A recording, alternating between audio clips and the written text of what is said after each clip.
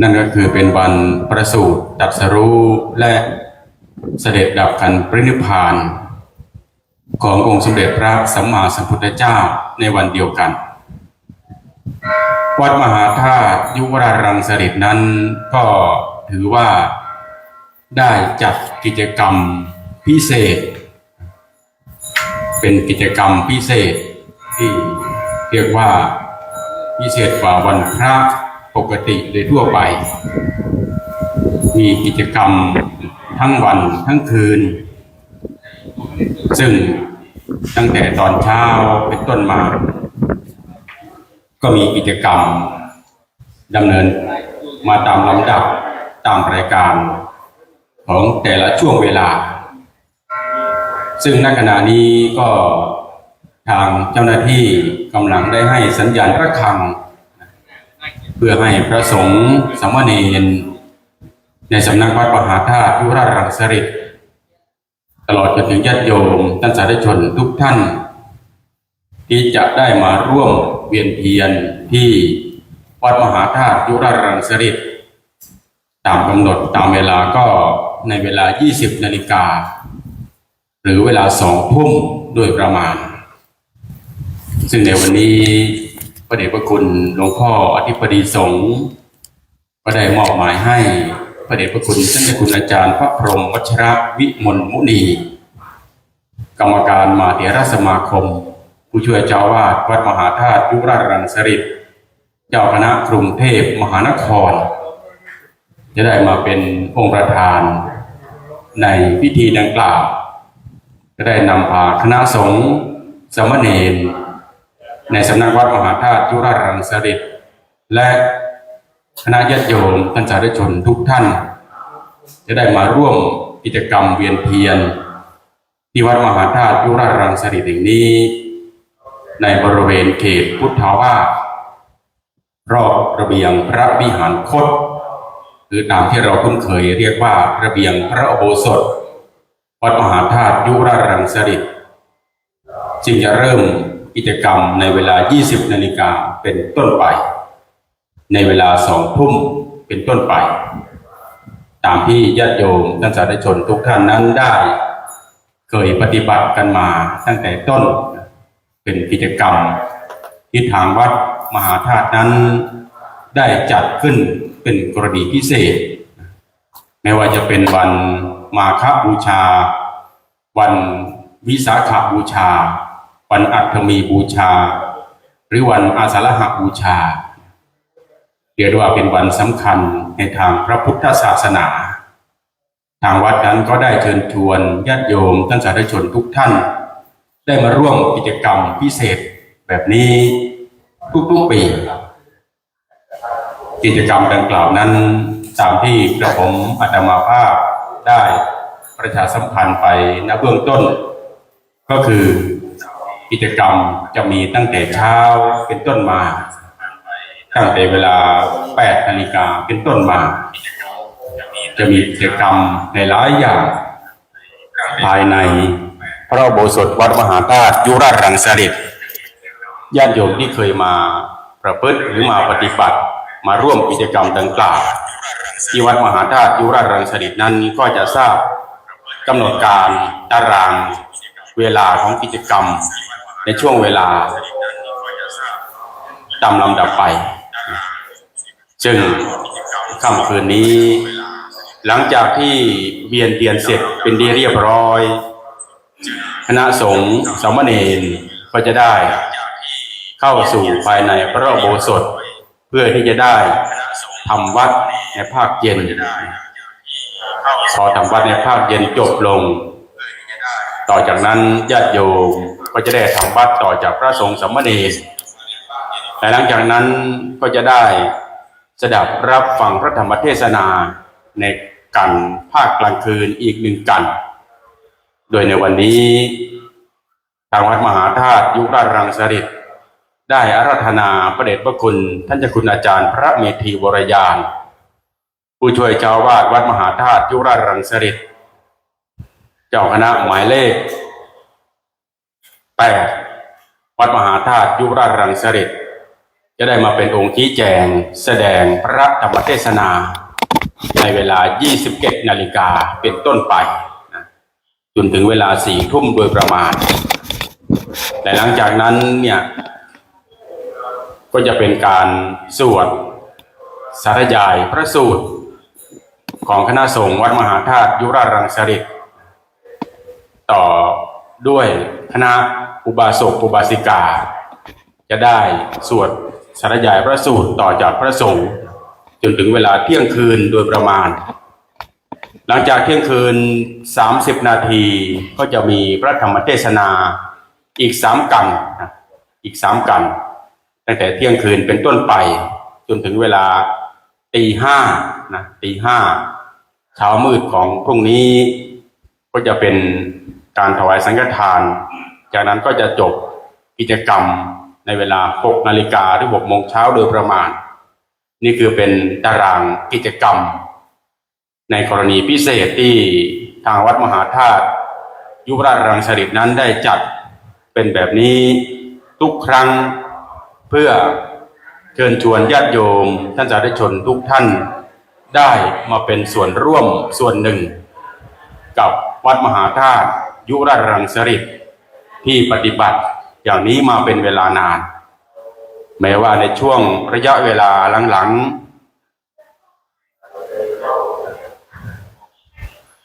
เอาคุณโยมนะตอนนี้ฝนตกลงมาแล้วนะฝนเริ่มโปรยปลายลงมาคุณโยมทุกท่านนะที่มาร่วมกิจกรรมเวียนเทียนนะมาตั้งแถวในระเบียงพระวิหารคตนะเข้ามาตั้งแถวข้างในโยมนะเข้ามาตั้งแถวข้างในวันนี้นะตั้งแถวคอยข้างในนะในระเบียงพระวิหารคตนะคุณโยมนะจะได้ไม่เปียกฝนนะเพราะว่าฝนเริ่มประโปรยลงมานะฝนเริ่มประโปรยลงมาเพราะฉะนั้นญาติโยมที่มาร่วมกิจกรรมดังกล่าวหรือพระเถรานุเถระณสงฆ์สมณเณรในสำนักวัดมหาธาตุยุวราชรังสฤษฎ์ก็อาราธนานิมนต์นะครับมาตั้งแถวมาคอยที่ภายในระเบียงพระวิหารคตก่อนนะครับจะเริ่มกิจกรรมในเวลา 20 นาฬิกานะครับจะได้กล่าวคำบูชาดอกไม้ธูปเทียนต่อพระรัตนตรัยและหลังจากนั้นก็จะเริ่มพิธีในการเวียนเทียนนะรอบระเบียงพระวิหารคต3 รอบด้วยกันนะเพราะฉะนั้นญาติโยมที่มาร่วมกิจกรรมขอเรียนเชิญเจริญพรท่านสาธุชนทุกท่านนะเข้ามาตั้งแถวข้างในก่อนนะรอความพร้อมอีกครั้งหนึ่งดังนั้นนะครับสำหรับในวันนี้ก็ถือว่าเป็นกิจกรรมพิเศษนะครับเป็นกิจกรรมในวันวิสาขบูชาจะสังเกตได้ว่าทั่วทุกวัดวาอารามไม่ว่าจะเป็นในส่วนของวัดในกรุงเทพมหานครหรือต่างจังหวัดก็ดีวันสำคัญในทางพระพุทธศาสนาแบบนี้ก็จะมีญาติโยมชาวพุทธที่มีความศรัทธามีความเลื่อมใสในพระพุทธศาสนาก็จะได้มาร่วมกิจกรรมดังกล่าวบางท่านก็ร่วมกิจกรรมในช่วงของภาคเช้าภาคกลางวันในส่วนของภาคค่ำก็มีกิจกรรมอีกก็คือการเวียนเทียนอย่างที่วัดมหาธาตุนั้นจะได้ดำเนินการต่อจากนี้ไปเพราะฉะนั้นค่ำคืนนี้เนี่ยเรียกว่าเป็นกิจกรรมเรียกได้ว่าเป็นกิจกรรมตลอดทั้งวันทั้งคืนภายในพระอุโบสถของวัดมหาธาตุยุวราชรังสฤษฎ์ก็จะมีญาติโยมท่านสาธุชนทุกท่านญาติโยมท่านสาธุชนทุกท่านมาถือศีลอุโบสถพักอยู่ภายในพระอุโบสถบางท่านหากภายในพระอุโบสถเต็มก็สามารถมาพักภายในระเบียงพระวิหารคตได้นี่ก็พระเดชพระคุณหลวงพ่ออธิบดีสงฆ์ให้อนุญาตแก่ญาติโยมเป็นกรณีพิเศษในวันสำคัญในทางพระพุทธศาสนาแบบนี้จะมีญาติโยมท่านสาธุชนทุกท่านนั้นได้มาค้างคืนมาถือศีลอุโบสถมาปฏิบัติเนสัจฉิกนะเรียกว่าเป็นการไม่หลับไม่นอนนะเป็นการไม่หลับไม่นอนร่วมกับวัดมหาธาตุยุวราชรังสฤษฎ์ ดังนั้นในเวลานี้นะก็กี่โมงครับท่านอาจารย์จะได้ทราบเวลานะครับจะได้ความพร้อม 9:43 ตอนนี้เวลา 19:43 นาทีนะก็เหลืออีกประมาณ17 นาทีก็จะได้เวลาตามกำหนดของทุกครั้งก็คือเวลา 20 นาฬิกาตรงนะ 20 นาฬิกาตรงก็จะเริ่มพิธีดังกล่าวโดยในวันนี้พระเดชพระคุณหลวงพ่ออธิบดีสงฆ์วัดมหาธาตุยุรารังสฤษฎ์ก็ได้มอบหมายให้พระเดชพระคุณท่านเจ้าคุณอาจารย์พระพรหมวัชระวิมลมุนีกรรมการมหาเถรสมาคมเจ้าคณะกรุงเทพมหานครผู้ช่วยเจ้าวาดวัดมหาธาตุยุรารังสฤษฎ์จะได้มาเป็นประธานในพิธีดังกล่าวจะได้นำกล่าวคำบูชาดอกไม้ธูปเทียนในวันวิสาขบูชาหลังจากนั้นเขาจะได้นำคณะสงฆ์สามเณรพร้อมกับญาติโยมท่านสาธุชนทุกท่านได้ร่วมเวียนเทียนภายในระเบียงพระวิหารคตแห่งนี้นะเป็นเวลาจำนวน3 รอบด้วยกันนะ3 รอบด้วยกันคุณโยมเดินมาเลยนะแล้วก็มาตั้งแถวบริเวณนี้นะมาตั้งแถวบริเวณนี้นะตอนนี้ฝนตกโยมฝนเริ่มโปรยปลายลงมานะไม่ต้องไปคอยอยู่ที่นอกระเบียงนะจะได้ไม่เปียกฝนนะโยมก็ขยับเข้ามานะขยับเข้ามาตั้งแถวภายในระเบียงเพราะระเบียงวิหารคตนะระเบียงพระวิหารคตหรือเราเรียกกันว่าระเบียงพระอุโบสถนะระเบียงพระอุโบสถเราจะได้ไม่เปียกนะโยมตั้งแถวคอยโยมนะตั้งแถวรอสักครู่หนึ่งนะตั้งแถวรอสักครู่หนึ่งรอความพร้อมของคณะสงฆ์นะตามเวลาก็20 นาฬิกาเป็นต้นไปหรือเวลา2 ทุ่มเป็นต้นไปนะตามที่เราเคยได้มาปฏิบัติกันมาแบบนี้เป็นประจำทุกครั้งนะญาติโยมนะขยับเข้ามาเลยโยมนะมาตั้งแถวในวันนี้ญาติโยมที่มาประพฤติวัดปฏิบัติธรรมที่ศูนย์ปฏิบัติธรรมนานาชาติก็มีอยู่หลายท่านนะที่คณะหมายเลข 5ก็มีอยู่หลายท่านนะบางท่านก็มาร่วมกิจกรรมเวียนเทียนร่วมกับคณะสงฆ์วัดมหาธาตุยุรารังสฤษฎ์ก็เป็นอนุโมทนากับญาติโยมทุกคนทุกท่านนะที่ได้มาร่วมกิจกรรมเวียนเทียนนะร่วมกิจกรรมเวียนเทียนในครั้งนี้ตั้งแถวคอยโยมนะตั้งแถวคอยภายในระเบียงพระวิหารคตได้เลยโยมนะตั้งแถวคอยนะเราจะเริ่มกิจกรรมในเวลา20 นาฬิกานะในเวลา20 นาฬิกาในเวลา2 ทุ่มเป็นต้นไปนะตอนนี้ก็ฝนก็เริ่มตกลงมานะโยมนะให้ความชุ่มฉ่ำนะให้ความร่มเย็นนะ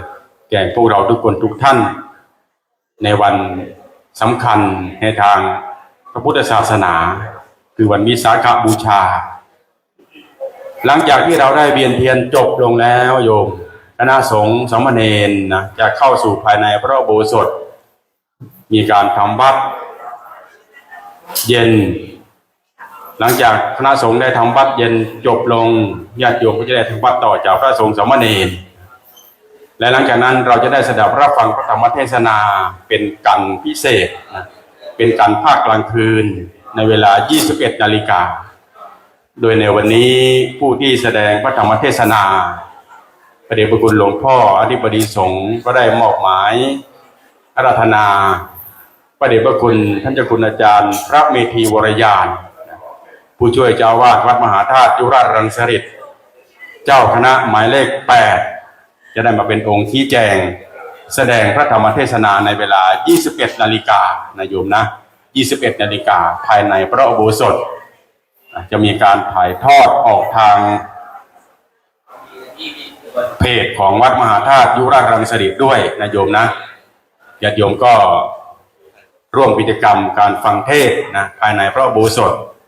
จะมีพระธรรมเทศนาตลอดทั้งวันทั้งคืนในวันนี้โยมนะ จนถึงเวลาตี 5พรุ่งนี้เช้าเลยนะญาติโยมท่านไหนที่สมาทานศีลอุโบสถหรือผู้ที่จะมีความประสงค์ที่จะอยู่ร่วมกิจกรรมนะตลอดทั้งวันทั้งคืนร่วมกับเจ้าวัดมหาธาตุยุวราชรังสฤษฎ์ก็ขอเรียนเชิญเจริญพรได้ภายในพระอุโบสถส่วนสถานที่พักญาติโยมก็ใช้สถานที่ภายในพระอุโบสถนั่นแหละเป็นสถานที่พักนะหากภายในพระอุโบสถเต็มญาติโยมก็สามารถพักนอกพระอุโบสถก็คือที่ระเบียงพระอุโบสถได้ระเบียงพระวิหารคตได้นะก็ได้รับอนุญาตจากพระเดชพระคุณหลวงพ่อที่บดีสงฆ์แล้วนะถ้าหากว่าเป็นวันสำคัญในทางพระพุทธศาสนาญาติโยมก็สามารถค้างคืนค้างแรมได้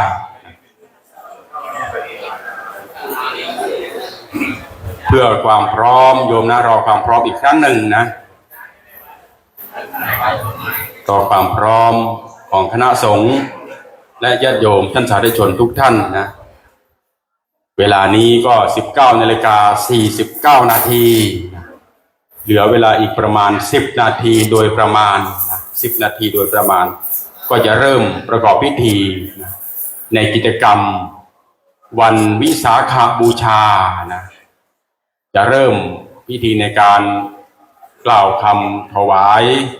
ดอกไม้ธูปเทียนในวันวิสาขบูชานะในวันวิสาขบูชานะคุณโยมก็มาตั้งแถวภายในเลยโยมนะปกติเราจะตั้งแถวด้านนอกนะในวันนี้ฝนตกนะโยมนะฝนตกญาติโยมก็สามารถมาตั้งแถวภายในระเบียงพระวิหารคตได้นะตั้งแถวรอสักครู่หนึ่งนะโยมนะรอสักครู่หนึ่งเพื่อความพร้อม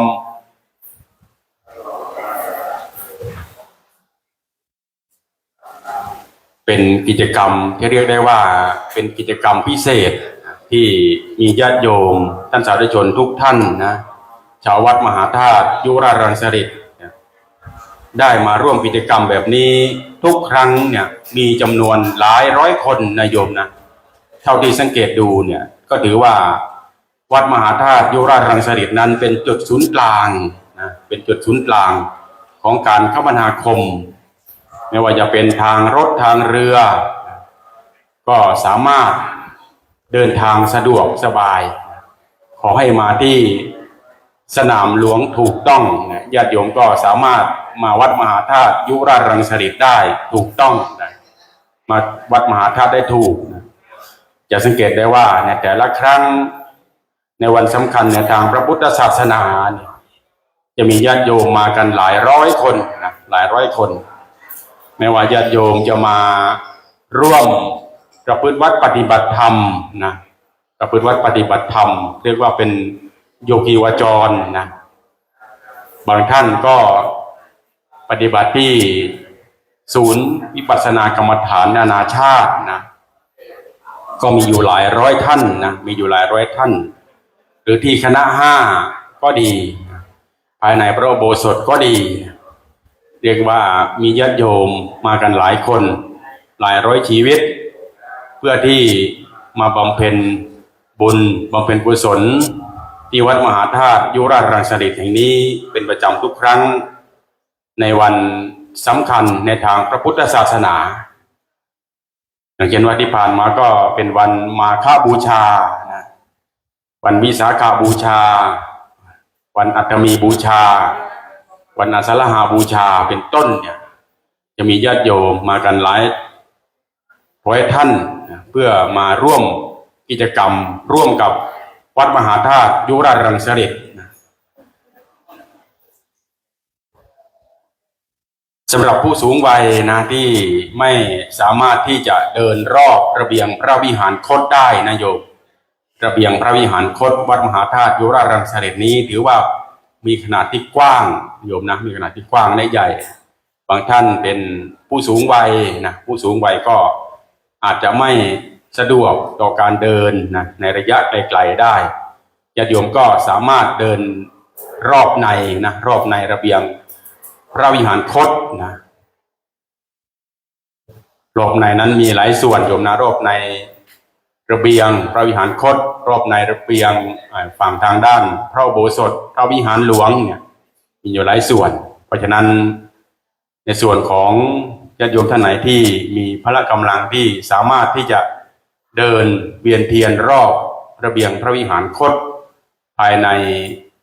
เขตพุทธาวาสวัดมหาธาตุยุราชรังสฤษแห่งนี้ได้นั้นเนี่ยก็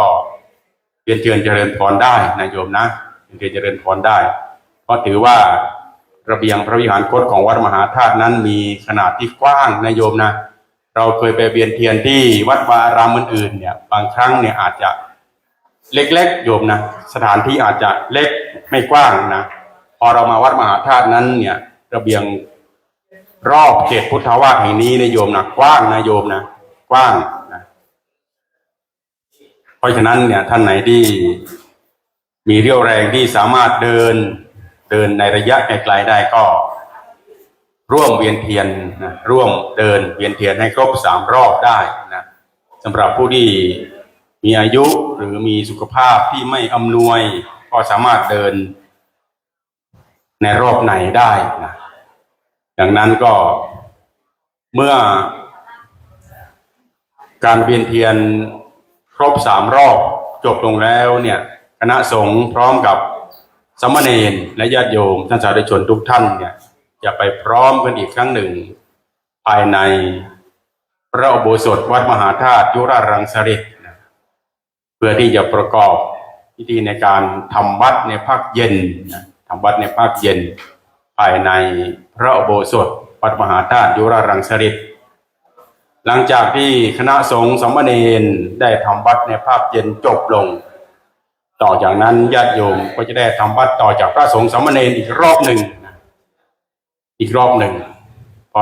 ทำวัดญาติโยมทำวัดจบลงก็จะมีกิจกรรมเรียกว่าสดับรับฟังพระธรรมเทศนา1 กันในภาคของเวลา3 ทุ่มนะเป็นต้นไปในช่วงของเวลาเที่ยงคืนเป็นต้นไปก็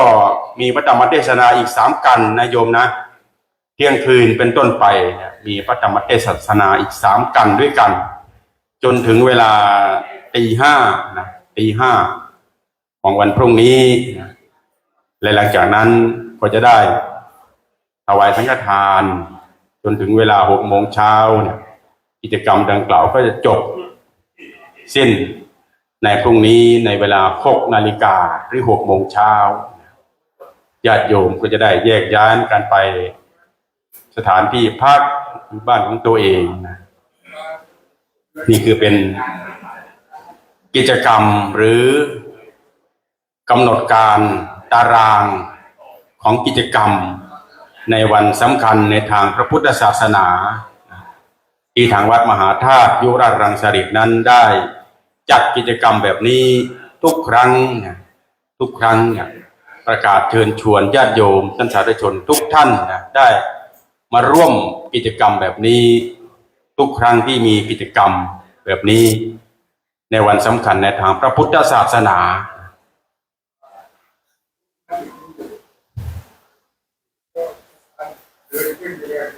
ช่วงนี้พระเดชพระคุณท่านเจ้าคุณอาจารย์พระพรหมวัชรวิมลมุนีนะเจ้าคณะกรุงเทพมหานครกรรมการมหาเถรสมาคมผู้ช่วยเจ้าวาดวัดมหาธาตุยุราชรังสฤษก็ได้ปฏิบัติหน้าที่แทนพระเดชพระคุณหลวงพ่ออธิบดีสงฆ์นะจะได้กล่าวคำถวายดอกไม้ธูปเทียนในวันวิสาขบูชาในวันนี้นะและจะได้เป็นประธานในการนำพาคณะญาติโยมท่านสาธุชนทุกท่านได้ร่วมเวียนเทียนในวันนี้นะตอนนี้ก็ได้เวลาแล้วนะครับจะได้กล่าวคำถวายดอกไม้ธูปเทียนนะเป็นลำดับเป็นต้นไปญาติโยมก็จุดธูปเทียนเลยนะจุดธูปเทียนเลยนะจะได้กล่าวคำถวายเป็นต้นไป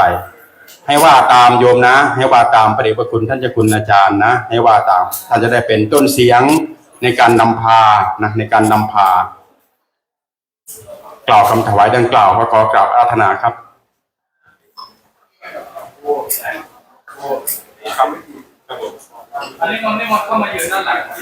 คณะสงฆ์นะครับมายืนข้างหลังหลวงพ่อเลยครับการบันทึกภาพตอนนี้เขามีการบันทึกภาพครับ นิมนต์ครับผมครับนิมนต์นะครับตอนนี้จะได้เริ่มเข้าสู่พิธีแล้วนะครับในการกล่าวคำบูชาดอกไม้ธูปเทียนในวันวิสาขบูชานะครับจะเริ่มเข้าสู่ลำดับ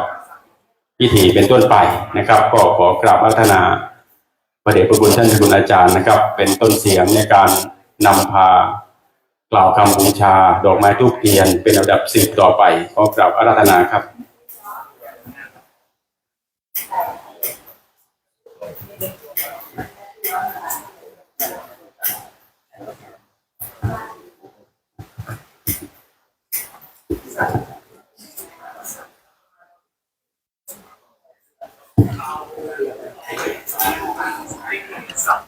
ญาติโยมที่ติดตามรับชมอยู่ทางบ้านนะให้กล่าวตามพระเดชพระคุณท่านพร้อมๆกันนะพร้อมกันเลยนะอะระหังสัมมาสัมพุทโธภะคะวาพุทธังภะคะวันตังอะภิวาเทมิสวากขาโตภะคะวะตาธัมโมธัมมังนามัสสามิสุปฏิปันโนภะคะวะโตสาวกสังโฆสังฆังนะมามิอันธรรมยังพุทธัสสะภะคะวะโตปุปภาคณมการังกโรมาเสนะโมตัสสะภะคะวะโตอะระหะโตสัมมาสัมพุทธัสสะนะโมตัสสะภะคะวะโตอะระหะโตสัมมาสัมพุทธัสสะนะโมตัสสะภะคะวะโตอะระหะโตสัมมาสัมพุทธัสสะยะมัมหะโคมยังยามามาโคมายังภะคะวันตังสรณังคัตตาภะคะวันตังสรณังคัจฉาโยโนภะคะวาสัทธาโยโนภะคะวาสัทธายัสสะจะมะยังยัสสะจามะยังภะคะวะโตธัมมังโรเจมาภะคะวะโตธัมมังโรเจมาอะโหสิโฆโสภะคะวาอะโหสิโฆโสภะคะวามัชฌิเมสุมัชฌิเมสุ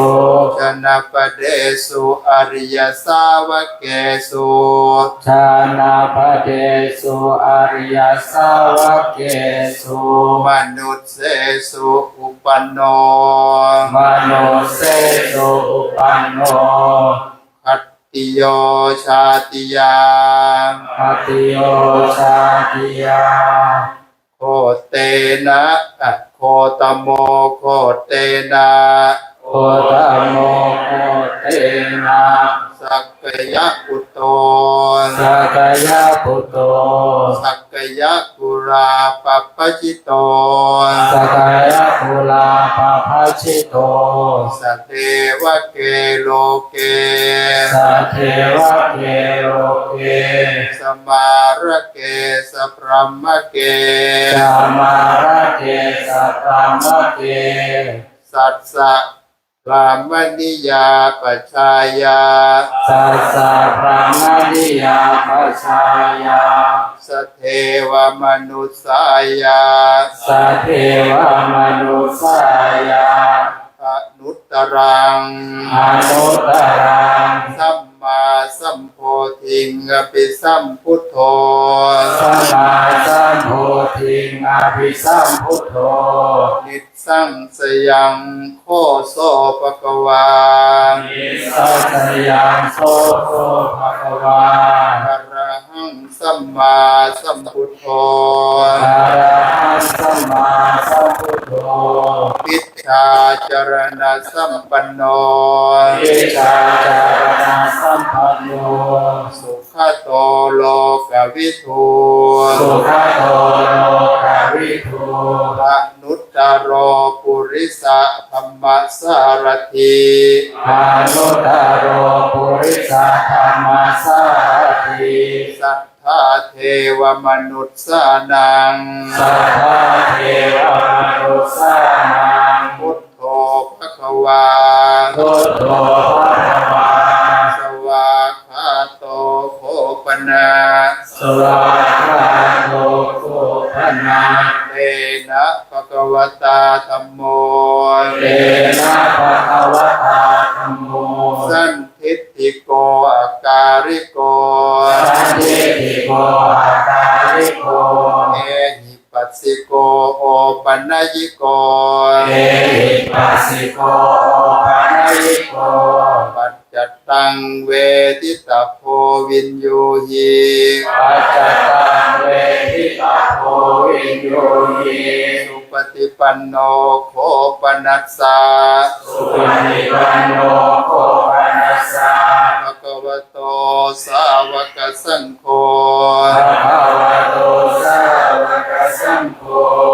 ชุปฏิปันโนภะคะวะโตสาวกสังโฆ โตชุปฏิปันโนภะคะวะโตสาวกสังโฆ ยายะปฏิปันโนภะคะวะโตสาวกสังโฆ ยายะปฏิปันโนภะคะวะโตสาวกสังโฆ สามีจิปฏิปันโนภะคะวะโตสาวกสังโฆ สามีจิปฏิปันโนภะคะวะโตสาวกสังโฆ ยะติทัง ยาทิทาง จัตตาริปุริสายุคานี อัตตาริปุริสายุคาริ อัฏฐปุริสปุคลา อัตตาปุริสาภุคลา เอสะภะคะวะโตสาวกสังโฆ เอ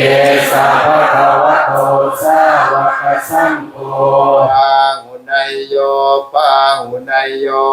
อาหุนายโยอาหุนายโย อัพพินายโยอัญชลีกรณิโย อาคินายโยอัญชลิกานิโย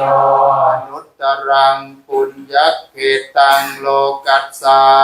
อนุตตรังบุญญาเขตังโลกัสสะ อุดังโคปนา ทิฏฐาโคปนา ปฏิมาครังตัง ปฏิมาครัตตัง ภะคะวันตังวุทิสา ภะคะวะตานุทิสาก ตังยาวะเทวาก ตายาวะเทวา ทัสเนนะตังภะคะวันตัง ทัสสเนนะตังภะคะวะตัง อนุสริตวา อนุสริโยวา ปัสสะทะสังเวคา ปัสสะทะสังเวคา ปฏิลาภายา ปฏิลาภายา มยังโคเอตระหี อยังโคเอตาระหิ อิมังวิสาขะปุณณมีกาลัง อิมานิสาขาปุณมีกาลัง ตัสสะภะคะวะโตชาติสัมโพธินิพพานะ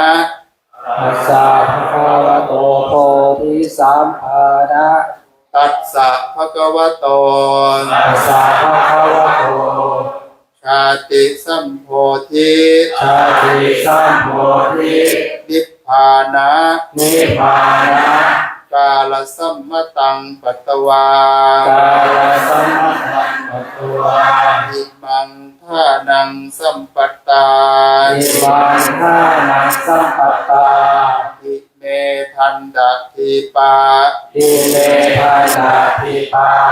เท อุปาทิสกการเรกเหตวา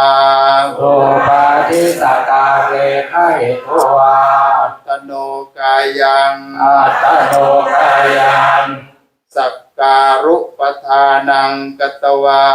สักการุปทานังกัตถุวา ตัสสะภะคะวะโต ตัสสะภะคะวะโต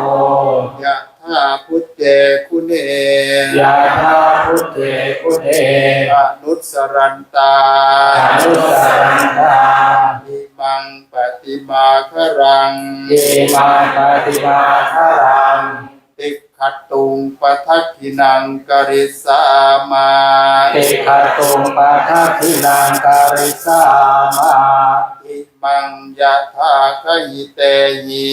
อิมังยะถาหิเตหิ สักการเรหิปูชังกุรุมานา สักการเรปุชังกุรุมานา สาธุโนพันเตภควา สาธุโนพันเตภควา สุจิระปรินิพุตโตปี สุติระปรินิพุตโตปิ ยาตัพเพหิคุเนหิ ยา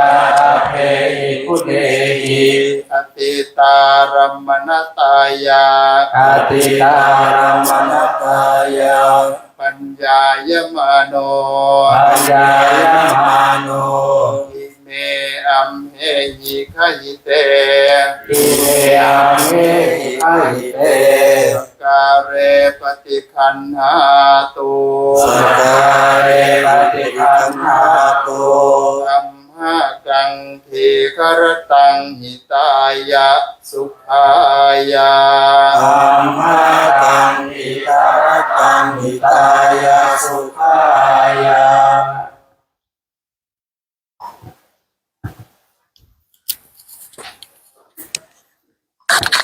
1 2คุณโยมนะตั้งแถวนะครับเถระนะก็นิมนต์นะครับตั้งแถวนะครับ ซึ่งในวันนี้พระเดชพระคุณท่านคุณอาจารย์พระพรหมวัชระวิมลวณีนะได้ปฏิบัติหน้าที่แทนพระเดชพระคุณหลวงพ่อที่ปฏิสงฆ์นะได้นำพาคณะสงฆ์วัดมหาธาตุยุราชรังสฤษฎ์ได้น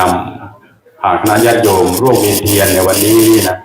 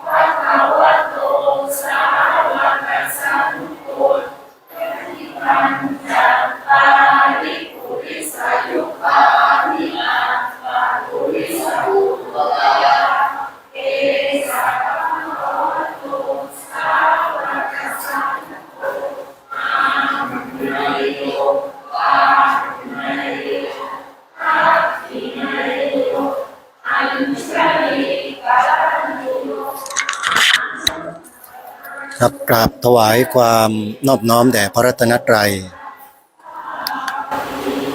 ถวายความเคารพพระเถรานุเถระทุกท่านครับขอเจริญพรญาติโยมสาธุชนที่เข้ามาติดตามรับชมการไลฟ์สดเนื่องในวันวิสาขบูชาโลกซึ่งในปีนี้ทั่วราชอาณาจักรวัดวาอารามต่างๆตื่นตัวในเรื่องของกิจกรรมทางพระพุทธศาสนากันมากขึ้นเนื่องด้วยว่าในโลกยุคปัจจุบันของเรานั้นมีสถานการณ์ต่างๆเกิดขึ้นมาโดยลำดับจึงทำให้สภาพจิตใจของผู้คนนั้นเริ่มสั่นไหวไปกับสภาพการของโลกอย่างต่อเนื่องในวันนี้ถือว่าเป็นโอกาสที่ดีที่วันวิสาขบูชาโลกเวียนมาบรรจบครบอีกวาระหนึ่งซึ่งตรงกับวันขึ้น15ค่ำเดือน6ของทุกปีและในปีนี้ตรงกับวันที่11พฤษภาคมพระพุทธศักราช2568ภาพที่สาธุชนได้เห็นไปเมื่อสักครู่นี้เป็นภาพของพระเถรานุเถระคณะสงฆ์ของวัดมหาธาตุยุวราชรังสฤษฎ์นำโดยพระเดชพระคุณหลวงพ่อเจ้าคุณพระพรหมวชิระวิมลมุนีวิปัสสนาบุญชิตกรรมการมหาเถรสมาคมเจ้าคณะกรุงเทพมหานครผู้ช่วยเจ้าวาดวัดมหาธาตุยุวราชรังสฤษฎ์ได้รับมอบหมายจากหลวงพ่ออธิบดีสงฆ์พระพรหมวชิราธิบดีให้มานำพระภิกษุสามเณรอุบาสกบาสิกากล่าวบูชาพระรัตนตรัยเนื่องในวันวิสาขบูชาในวันนี้และพระเดชพระคุณท่านก็ได้นำพระภิกษุสงฆ์สามเณรเดินเวียนประทักษิณ3 รอบโดยใช้พื้นที่ของวิหารคตโดยรอบเขตพุทธาวาสซึ่งมีความยาวประมาณ300 เมตรโดยรอบนะครับเพื่อเวียนประทักษิณกันจนครบ3 รอบหลังจากเสร็จเวียนประทักษิณแล้วเนี่ยก็จะขึ้นสู่โรงอุโบสถเพื่อสวดมนต์ทำวัดเย็น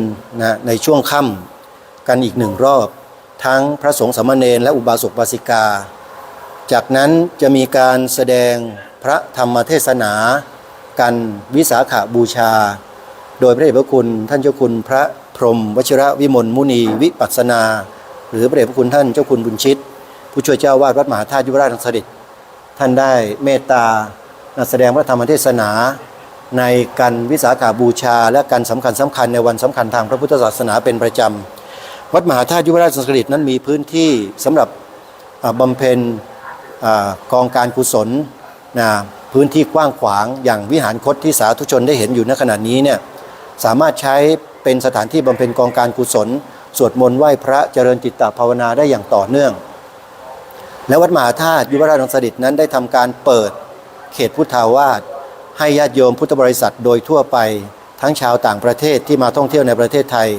ได้เข้ามาใช้พื้นที่ในการศึกษาเรียนรู้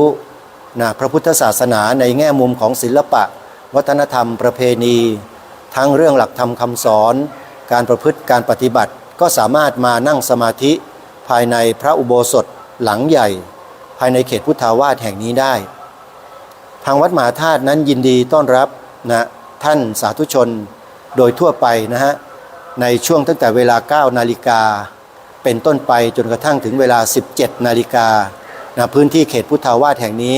ก็จะเปิดและปิดตามเวลาให้กับสาธุชนได้มาใช้เพื่อบำเพ็ญกองการกุศลด้วยกัน สำหรับในวันสำคัญทางพระพุทธศาสนาก็จะเปิดโอกาสให้สาธุชนได้มาใช้พื้นที่ในเขตพุทธาวาสวัดมหาธาตุยุวราชสถิตแห่งนี้บำเพ็ญกองการกุศลไปได้ตลอด 24 ชั่วโมงตั้งแต่เช้าของอีกวันหนึ่งไปจนถึงเช้าอีกวันหนึ่งก็คือมีการถืออุโบสถศีลรักษาศีลถืออุโบสถกันในพระอุโบสถกันเป็นปกตินะและตอนนี้รอบที่1กำลังเวียนบรรจบมาณขณะนี้ท่านพระเดชพระคุณท่านเจ้าคุณพระพรหมวชิระวิมลมุนีวิปัสสนากำลังนำคณะสงฆ์เดินเวียนพระทักษิณเป็นรอบที่2รอบที่1นั้นพระสงฆ์จะนำสวดบทสรรเสริญพุทธคุณอิติปิโสภควารังสัมมาสัมพุทโธจนกระทั่งจบ1รอบและพอขึ้นรอบที่2ก็จะเป็นการกล่าวสรรเสริญพระธรรมคุณสวากขาโตภควตาธัมโมสันทิฏฐิโกอาการลิโกอิปัสสิโกเป็นต้นและรอบที่3ก็จะเป็นบทสรรเสริญพระสังฆคุณคือตั้งแต่สุปฏิปันโนภควโตสาวกสังโฆอุชุปฏิปันโนภควโตสาวกสังโฆเป็นต้นไปจนกระทั่งจบ3รอบแล้วเมื่อจบ3รอบแล้วธูปเทียนที่ทำการจุดบูชาดอกไม้ทั้งหมดก็จะนำขึ้นกราบบูชาองค์พระบรมสารีริกธาตุที่บริเวณมณฑปพระศรีรัตนมหาธาตุเจดีย์จากนั้นก็จะล้างเท้าเสร็จขึ้นสู่พระอุโบสถทำการสวดมนต์ทำวัดเย็นกันสืบต่อไปอันนี้คือประเพณีที่ทางวัดมหาธาตุได้ทำอยู่เป็นประจำนะ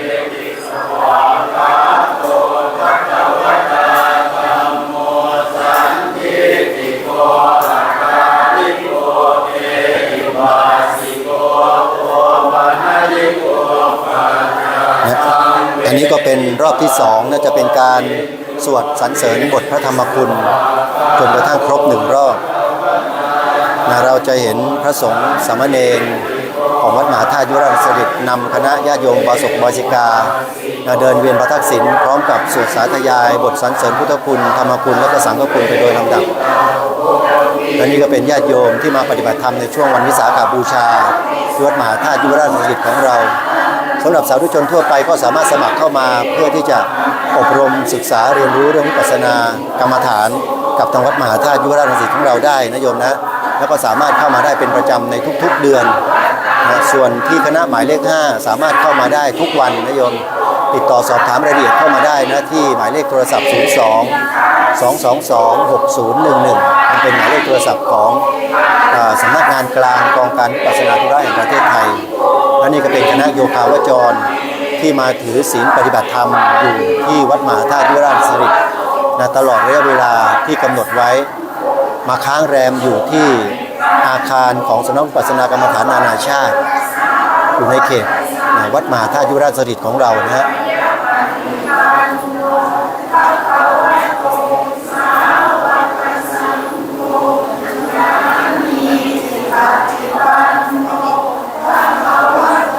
ขออนุโมทนาบุญกับญาติโยมทุกท่านนะที่เข้ามาคอมเมนต์ณขณะนี้ยังไงก็ช่วยกันแชร์นะโยมนะโยมที่เข้ามาคอมเมนต์ทุกท่านทุกคนขออนุโมทนาบุญกับทุกท่านไว้ในโอกาสนี้ด้วยนะฮะโยมธัญพรทองดีคุณปานใจปานกลั่นคุณโยมแม่จันทพิมพ์จากสปป.ลาวคุณโยมปราณีบุตรน้ำเพชรคุณโยมปราณีแซ่ด่านโยมทองเปรมน้องทองนาราภูชื่นแสงโยมดิดกระดาเต็มใจโยมมกโคน่าโยมสมหญิงมีชื่อโยมเชิดจงกิจกลางโยมกฎชพัฒน์ภูริเอกกรกิจอนุโมทนาบุญนะทุกท่านที่เข้ามาติดตามรับชมณขณะนี้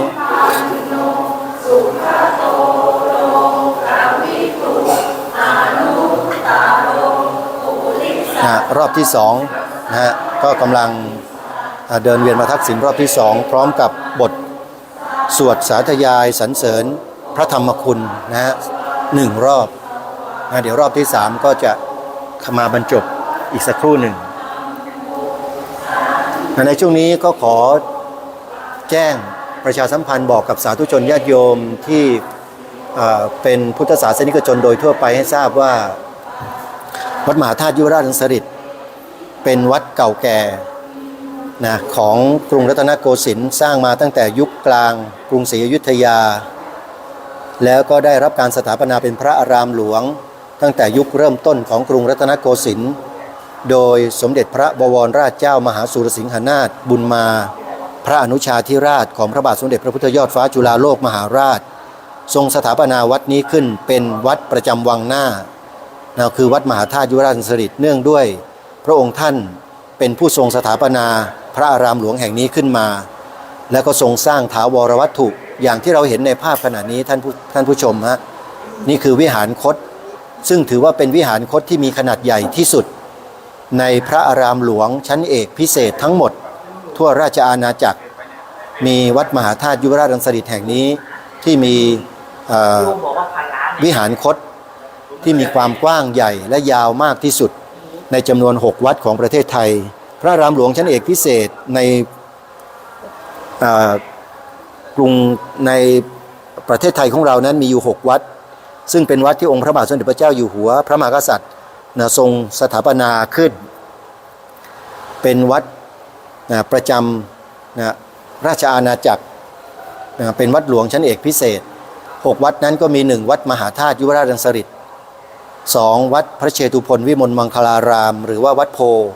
3วัดอรุณราชวราราม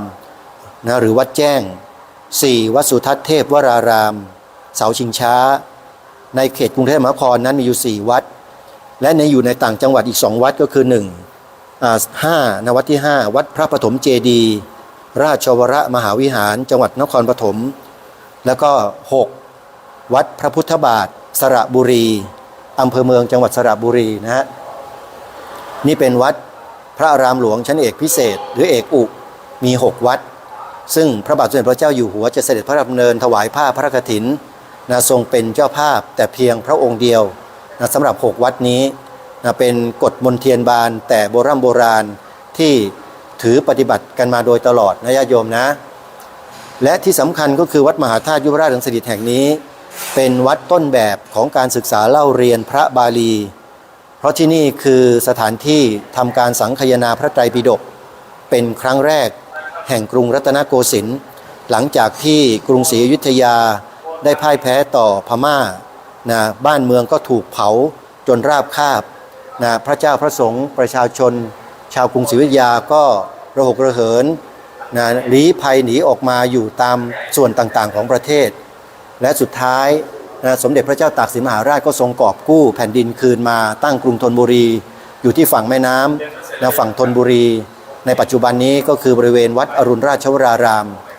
และหลังจากที่องค์พระบาทสมเด็จพระพุทธยอดฟ้าจุฬาโลกมหาราชปราบดาภิเษกขึ้นเป็นองค์พระมหากษัตริย์แห่งกรุงรัตนโกสินทร์พระองค์ที่1หรือพระรามาธิบดีที่1ก็ทรงสร้างเมืองหลวงใหม่ขึ้นก็คือกรุงเทพมหานครจนถึงปัจจุบันนี้เราก็มีกรุงเทพมหานครเป็นเมืองหลวงของราชอาณาจักรไทยเรามาโดยตลอดรอบที่3กำลังจะมานะโยมนะนอกจากทำการสังคายนาพระไตรปิฎกเป็นครั้งประวัติศาสตร์แห่งกรุงรัตนโกสินทร์แล้วประเทศไทยของเราก็ยังมีการเปิดการเรียนการสอนพระบาลีที่วัดมหาธาตุยุวราชรังสฤษฎ์แห่งนี้มาตั้งแต่เริ่มต้น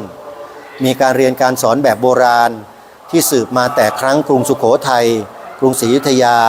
แล้วก็มากรุงรัตนโกสินทร์ก็คือเรียนแบบมุขปาฐะใช้วาจาท่องปากต่อปากแล้วก็มีการสอบผ่านปรริญญาในสมัยโบราณดังกล่าวและหลักสูตรที่ใช้ศึกษาเล่าเรียนกันก็เป็นหลักสูตรกัจจายนะหรืออาจจะเป็น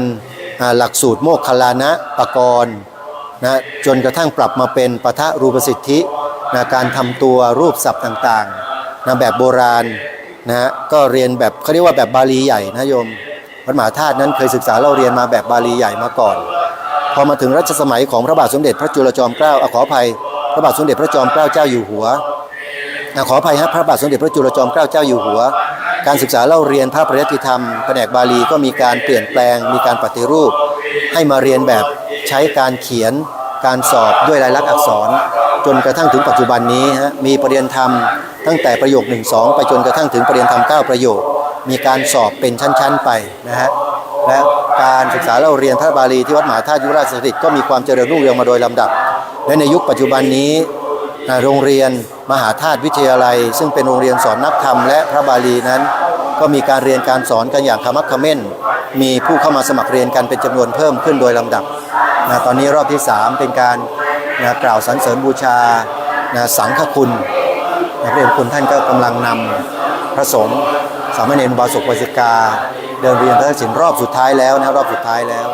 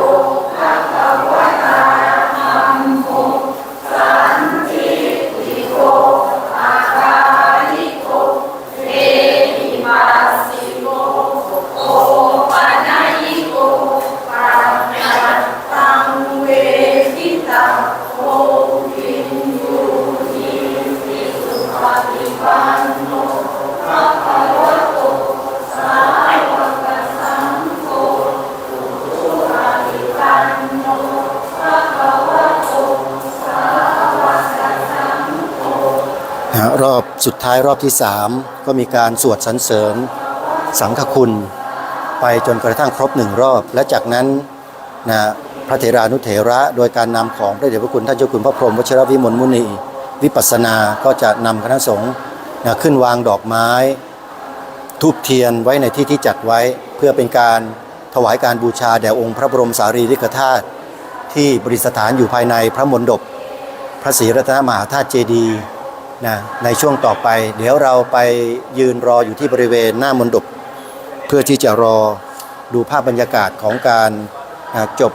การบูชาเวียนประทักษิณ3 รอบในช่วงต่อไปฮะ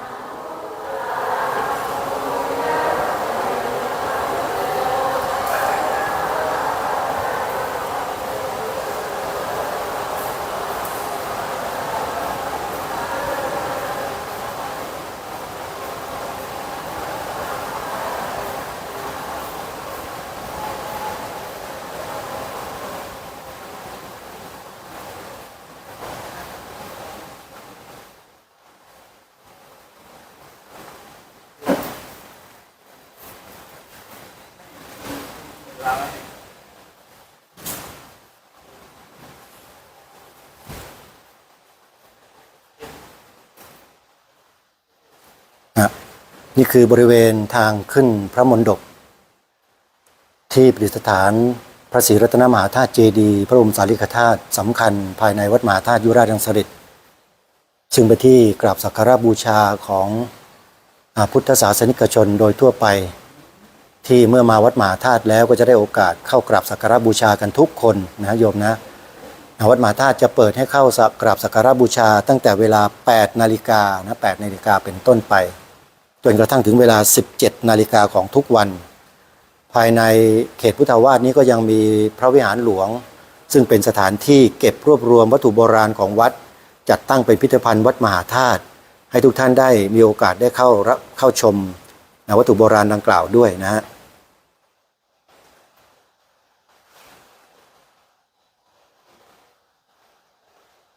โมทนาบุญกับทุกท่านนะที่เข้ามาคอมเมนต์อย่าลืมกดแชร์กันด้วยนะโยมนะช่วยกันแชร์ไปนะใครแชร์ก็ได้บุญแชร์1ก็ได้บุญ1แชร์2ก็ได้บุญ2แชร์100ก็ได้บุญ100นะโยมนะช่วยกันกระจายบุญเหล่านี้ออกไปยินดีต้อนรับโยมสุวรรณีลิ้มยนต์ใสอิงนามสกุลโยมแปลกดีนะอนุโมทนาสาธุนะโยมนะ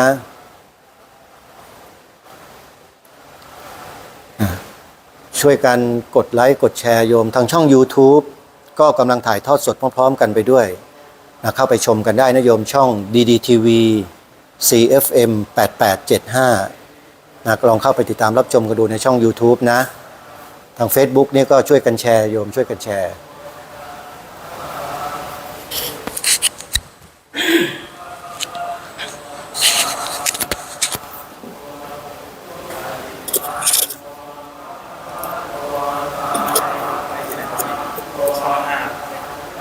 ไปที่ไหนไปเข้าข้างหลังครับอาจารย์ดีมีเฟซ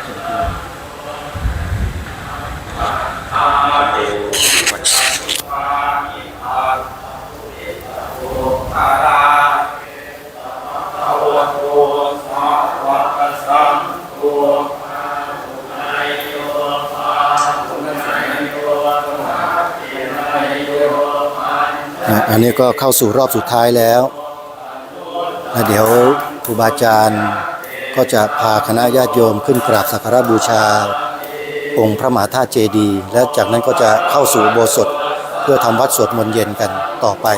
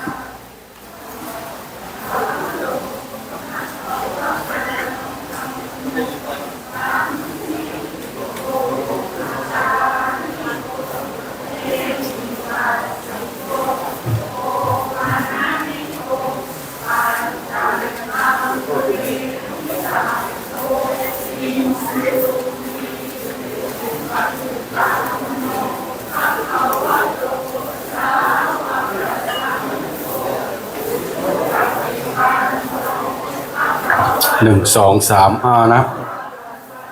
ท่านพระเถรานุเถระนะครับก็นิมนต์พระเดชพระคุณท่านบอกว่าให้นิมนต์ขึ้นไปเลยนะครับขึ้นไปที่พระบนดบเลยนะครับครับนิมนต์ขึ้นไปเลยนะครับขึ้นไปที่พระบนดบเลยครับจะได้ไปถวายสักการะนะครับถวายด้านบนนะครับพร้อมกับคณะญาติโยมด้วยนะก็สามารถขึ้นไปได้เลยนะพระเดชพระคุณท่านบอกว่าให้เมื่อเวียนเทียนจบ3 รอบแล้วก็ด้านไหนที่จะขึ้นไปด้านบนก็ขอเจริญพรได้นะ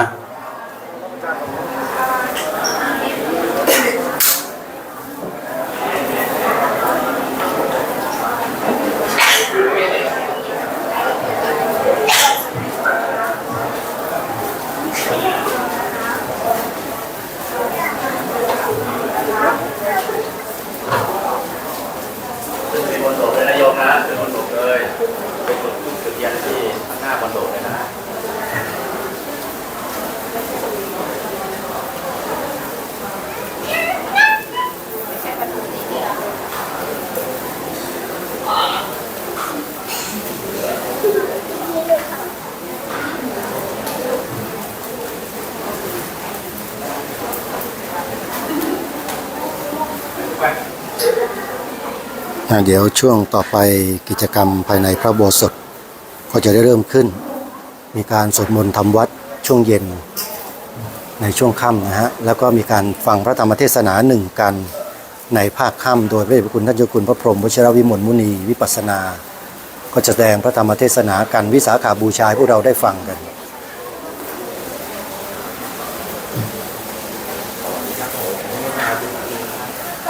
ขณะนี้คณะญาติโยมบาศกบาสิกาก็กำลังขึ้นกราบสักการะบูชาพระบรมสารีริกธาตุภายในพระมณฑปเสร็จจากนั้นก็จะขึ้นสู่พระอุโบสถเพื่อทำวัดสวดมนต์กันและฟังพระธรรมเทศนากันต่อไปคืนนี้จะมีกิจกรรมแสดงพระธรรมเทศนาสลับกับสวดมนต์นำไปตลอดทั้งคืนจนถึงรุ่งเช้า 5 นาฬิกาแล้วก็จะถวายสังฆทานกันโดยลำดับ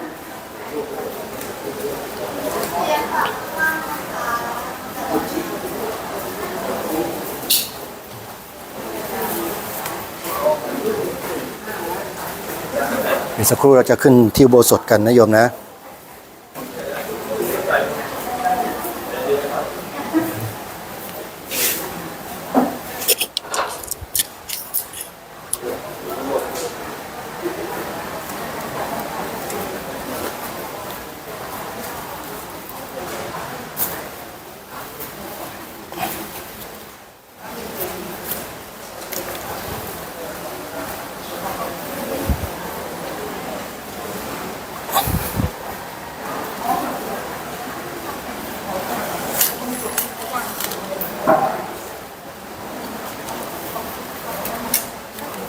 เดี๋ยว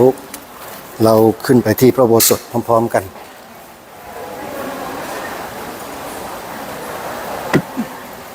กิจกรรมในช่วงต่อไปเป็นการสวดมนต์ไหว้พระทำวัดเย็นในช่วงค่ำอันนี้เป็นภาพบรรยากาศหลังจากที่พระสงฆ์ท่านขึ้นถวายสักการะบูชาแด่พระบรมสารีริกธาตุแล้วก็จะเดินลงมาทางด้านทิศใต้ของพระมณฑปแล้วก็จะไปล้างเท้าที่ด้านซ้ายมือจากนั้นก็จะเดินขึ้นสู่พระอุโบสถเพื่อทำวัดสวดมนต์โดยลำดับนี่คือหน้าบันพระอุโบสถ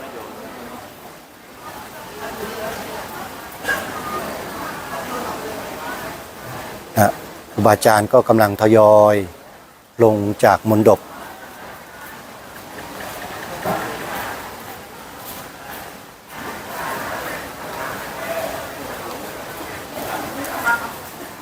แล้วก็จะเดินขึ้นสู่พระอุโบสถเพื่อบำเพ็ญกองการกุศลในช่วงต่อไปนี่คือพระมณฑปพระมหาเจดีย์ศรีรัตนมหาธาตุซึ่งเป็นสถานที่ศักดิ์สิทธิ์สำคัญของทางวัดที่เปิดให้สาธุชนได้เข้ากราบสักการะบูชากันเป็นประจำทุกวัน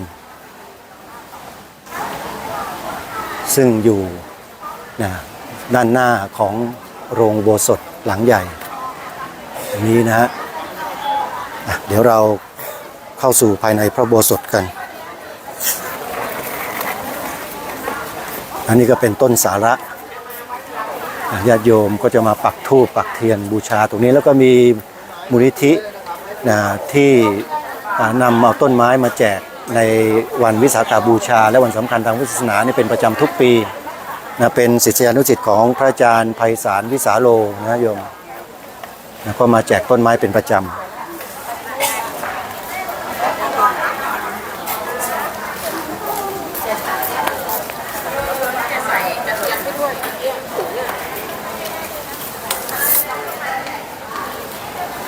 นี่เป็นมูลนิธิซึ่งพระอาจารย์ไพศาลวิสาโลท่านเป็นผู้ดูแลอยู่ให้ลูกศิษย์มานำต้นไม้มาแจกกับญาติโยมสาธุชนได้มีโอกาสนำต้นไม้ไปปลูกเพื่อลดโรคละอุ๊ยตายหล่นลงไปแล้ว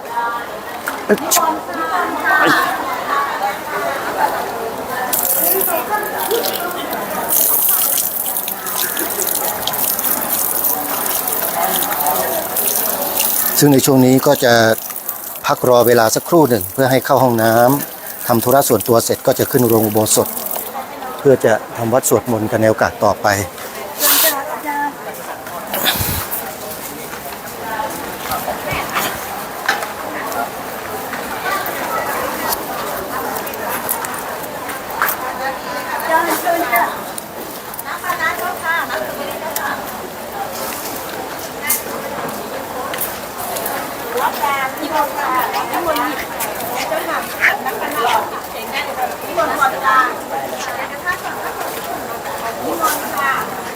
ขออภัยท่านผู้ชมนะฮะกล้องอาจจะสั่นไหวบ้าง เดี๋ยวเราเข้าสู่โรงอุโบสถนี่คือภายในพระอุโบสถวัดมหาธาตุ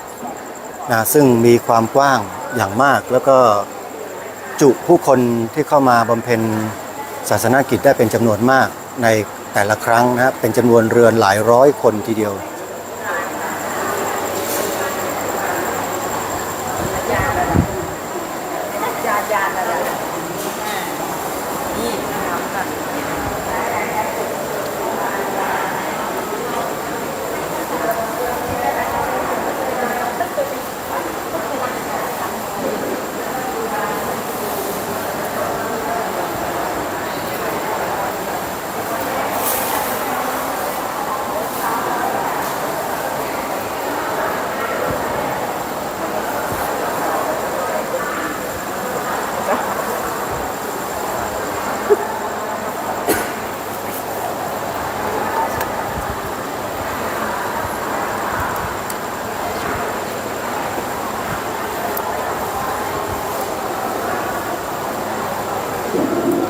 เราจะทำการถ่ายทอดสดให้กับท่านผู้ชมติดตามรับชมกันไปโดยลำดับเรื่อยๆนะจนกว่าภาพจะดับหายไปเองนะโยมเพราะว่าแบตเตอรี่เราอาจจะไม่เพียงพอ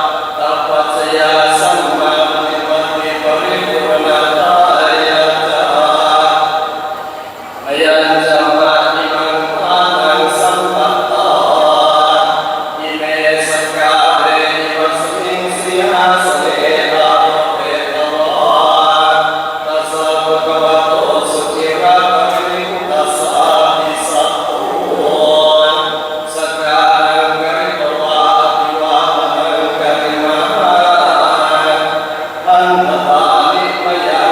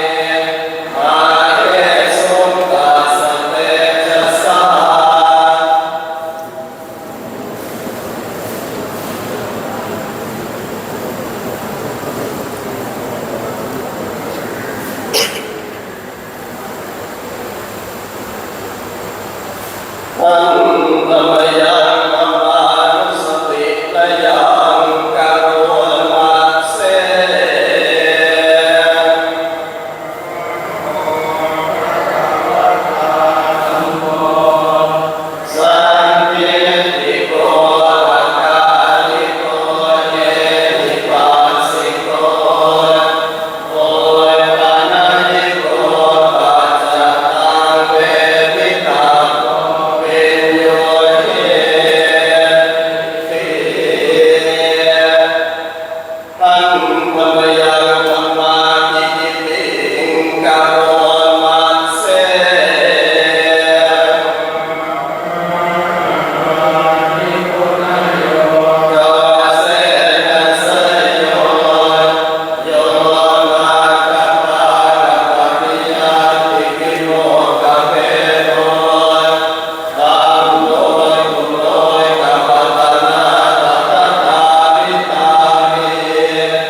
วา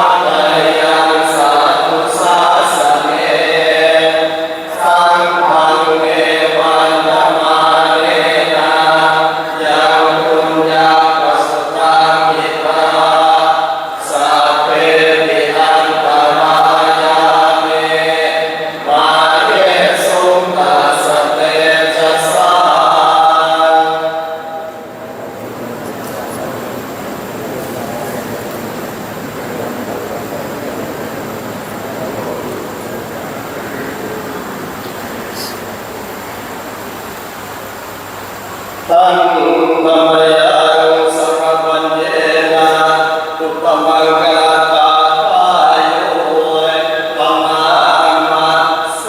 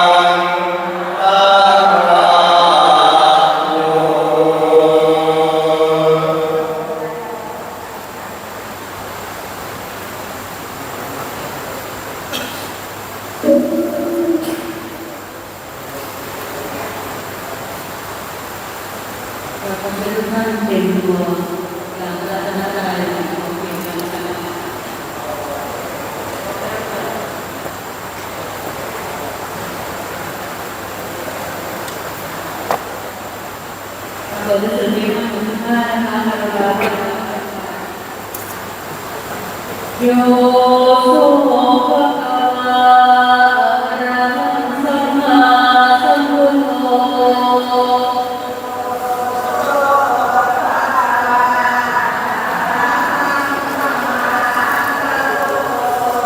สวากขาโตเอนะภะคะวะตาโม สวากขาโตเอนะภ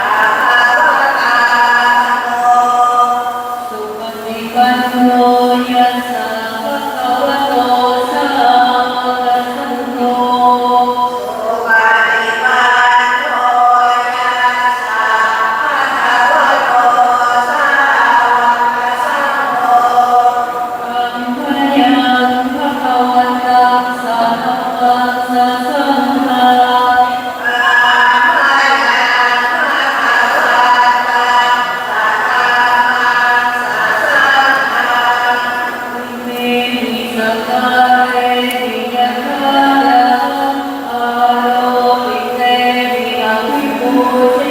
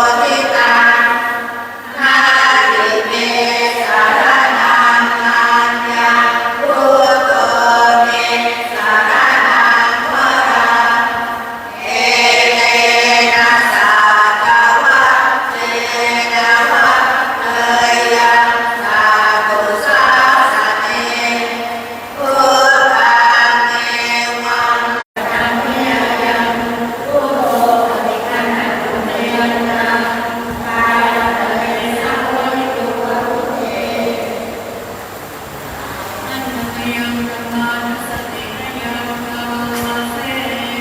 สวาคาโตภะคะวะตาธัมโมสันทิฏฐิโกอาการิโกเอหิปัสสิโกโอปะนะหิโกปัจจัตตังเวทิตังโลหิตุริ อันมยังธรรมาวิปิติกโรมาเส สวาคาตาติปุญญโยภาวะเสนะเสยโยโยภะคะปะตะปะริยะติวิโมภะเวโยอะโนปุโรภะคะตะนะตถาคาริธาริวันธามหังธรรมรังวรธรรมเมตังธัมโมโยสัพพะปานินังสารนังเทวมุตตมังพุทธิยานุสติทานังวันทามิตังสิเรนะหัง อามาสาหัสสะมิทาสิวะอาโมเมสานิติสโรอาโมทุกขัสสะทานาอภิชาตาใจตัสสะเมอามาสานิยาเนมิสาริรันติริรันติทัง วันทันติหันจริสามิธรรมังเสวะสุขัมมะตังนาทิเม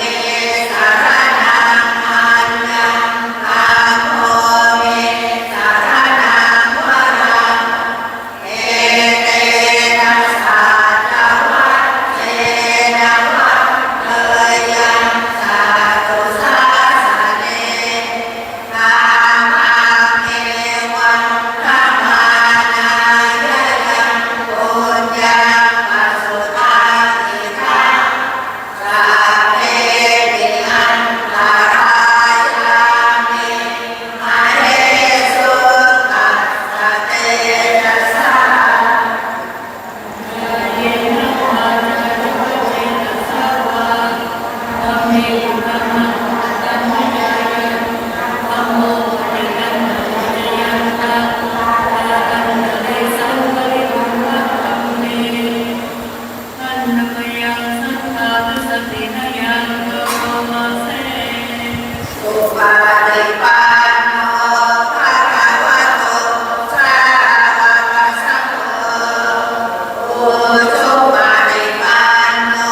ภะคะวะโตสาวกสังโฆญายาปฏิปันโน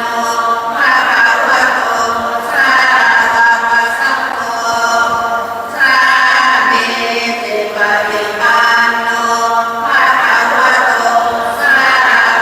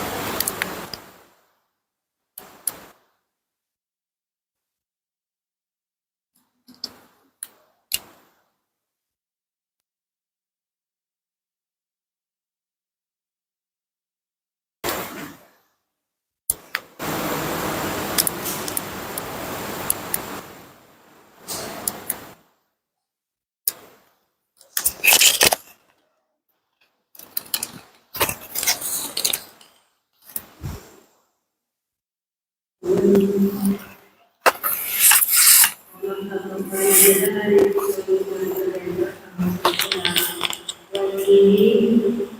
วัดมหาธาตุได้กับอาราธนานิมนต์ท่านพระเดชคุณท่านพระเมธีบริวารรองเจ้าคณะภาคสิบ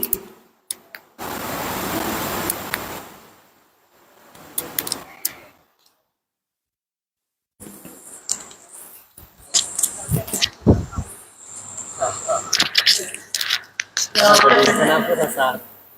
เราเป็นคณะภาคสิบนะครับคณะบดีพุทธศาสตร์นะครับมหาจุฬาลงกรณราชวิทยาลัยอันนี้คุยได้ว่าตัวราชบุรีราชวงศ์เจ้าคณะหมายเลข8เราน้อมกราบนมัสการขอเชิญทุกท่านเป็นโอกาสเด็กคุณท่านนะคะขอแล้ว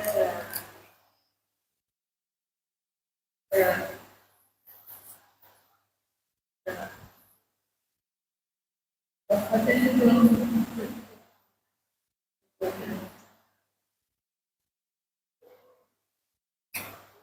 พนมมือนะคะ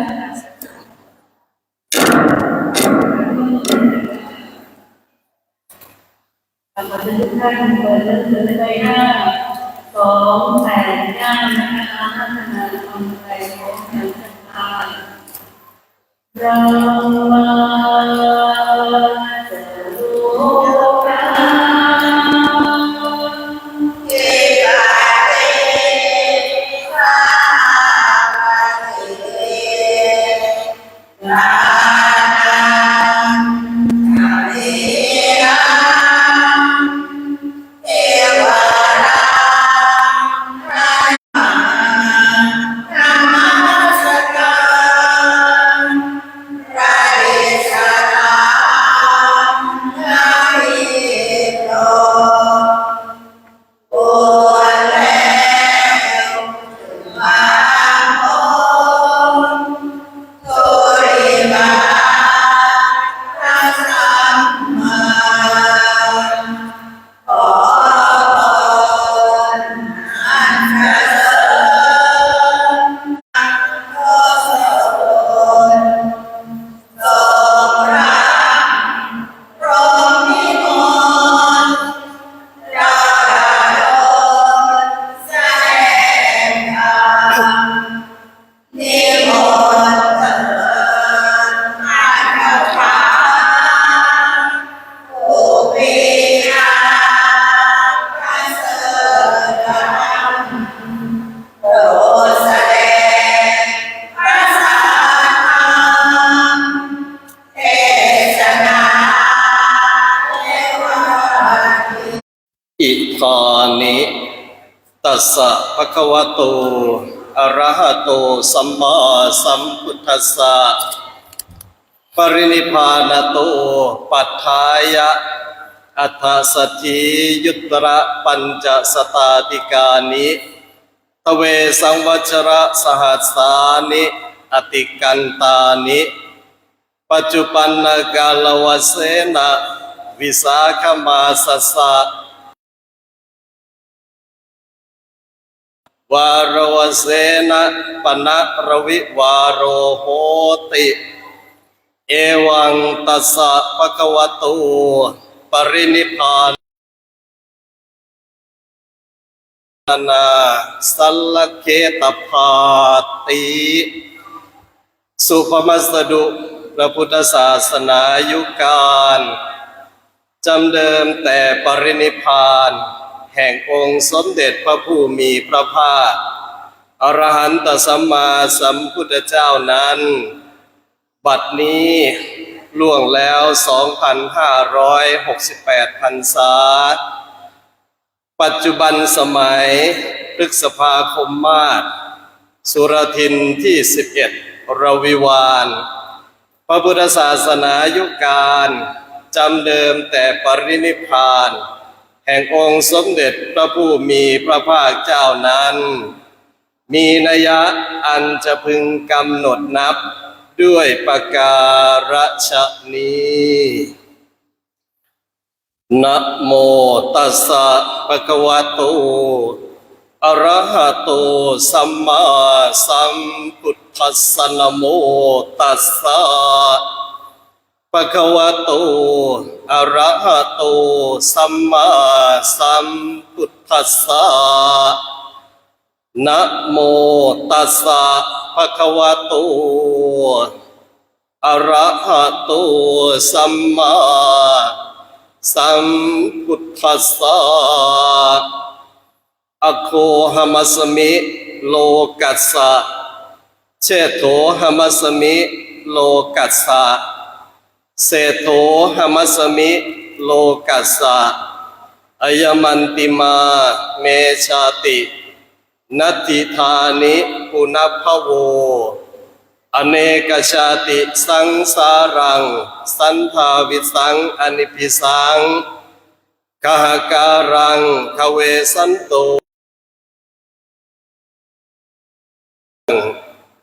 หันธดานิภิกขเวอามันตยามิโววยธรรมาสังขาราอัปมาเทนะ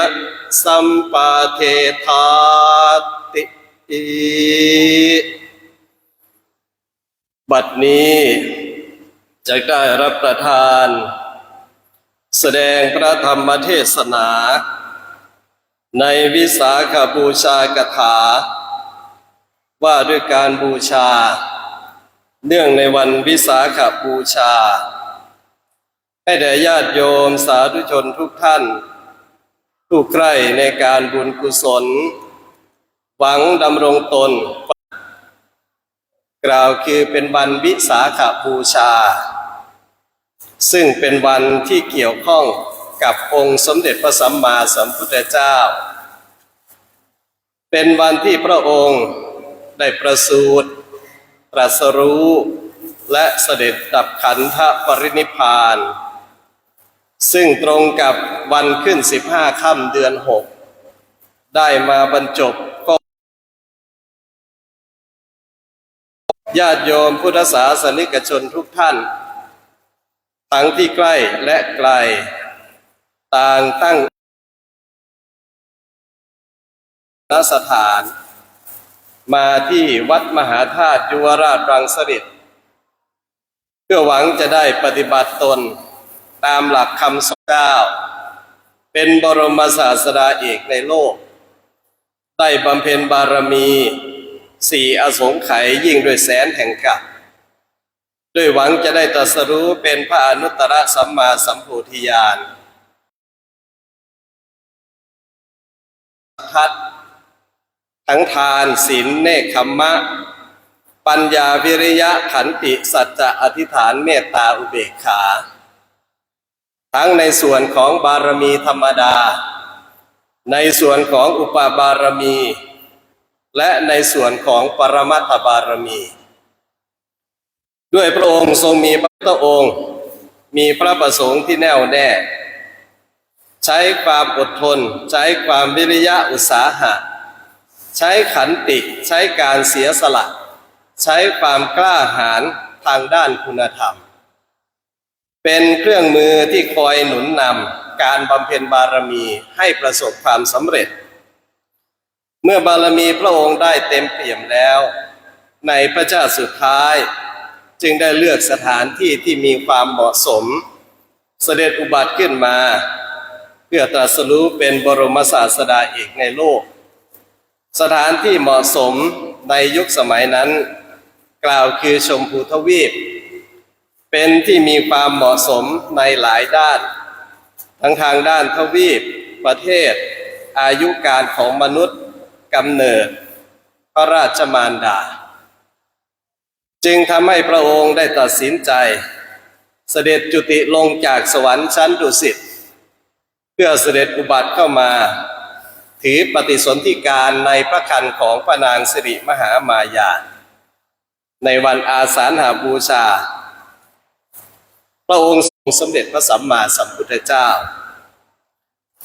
ในคราวที่พระองค์ทรงเสด็จอุบัติขึ้นมา ก็เป็นที่ทราบกันโดยทั่วไปตามหลักฐานที่ปรากฏในคัมภีร์ทางพระพุทธศาสนาว่าพระองค์สามารถเสด็จออกจากพระครรภ์แล้วสามารถย่างพระบาทไปได้7 ก้าวผินพระเพียรพรักษ์ไปทางทิศอุดรเปล่งอาสพิวาจาก็คือวาจาของคนที่มีความกล้าหาญชาญชัยในสิ่งที่ตัวเองจะได้พูดออกไปอาสพิวาจานั้นอาสพิวาจาของพระพุทธองค์พระองค์ได้ตรัสไว้ว่าอัปโคหมัสมิโลกัสสะเราเป็นผู้เลิศแห่งโลกเชษโถหมัสมิโลกัสสะเราเป็นผู้เจริญที่สุดแห่งโลกเศรษโถหมัสมิโลกัสสะ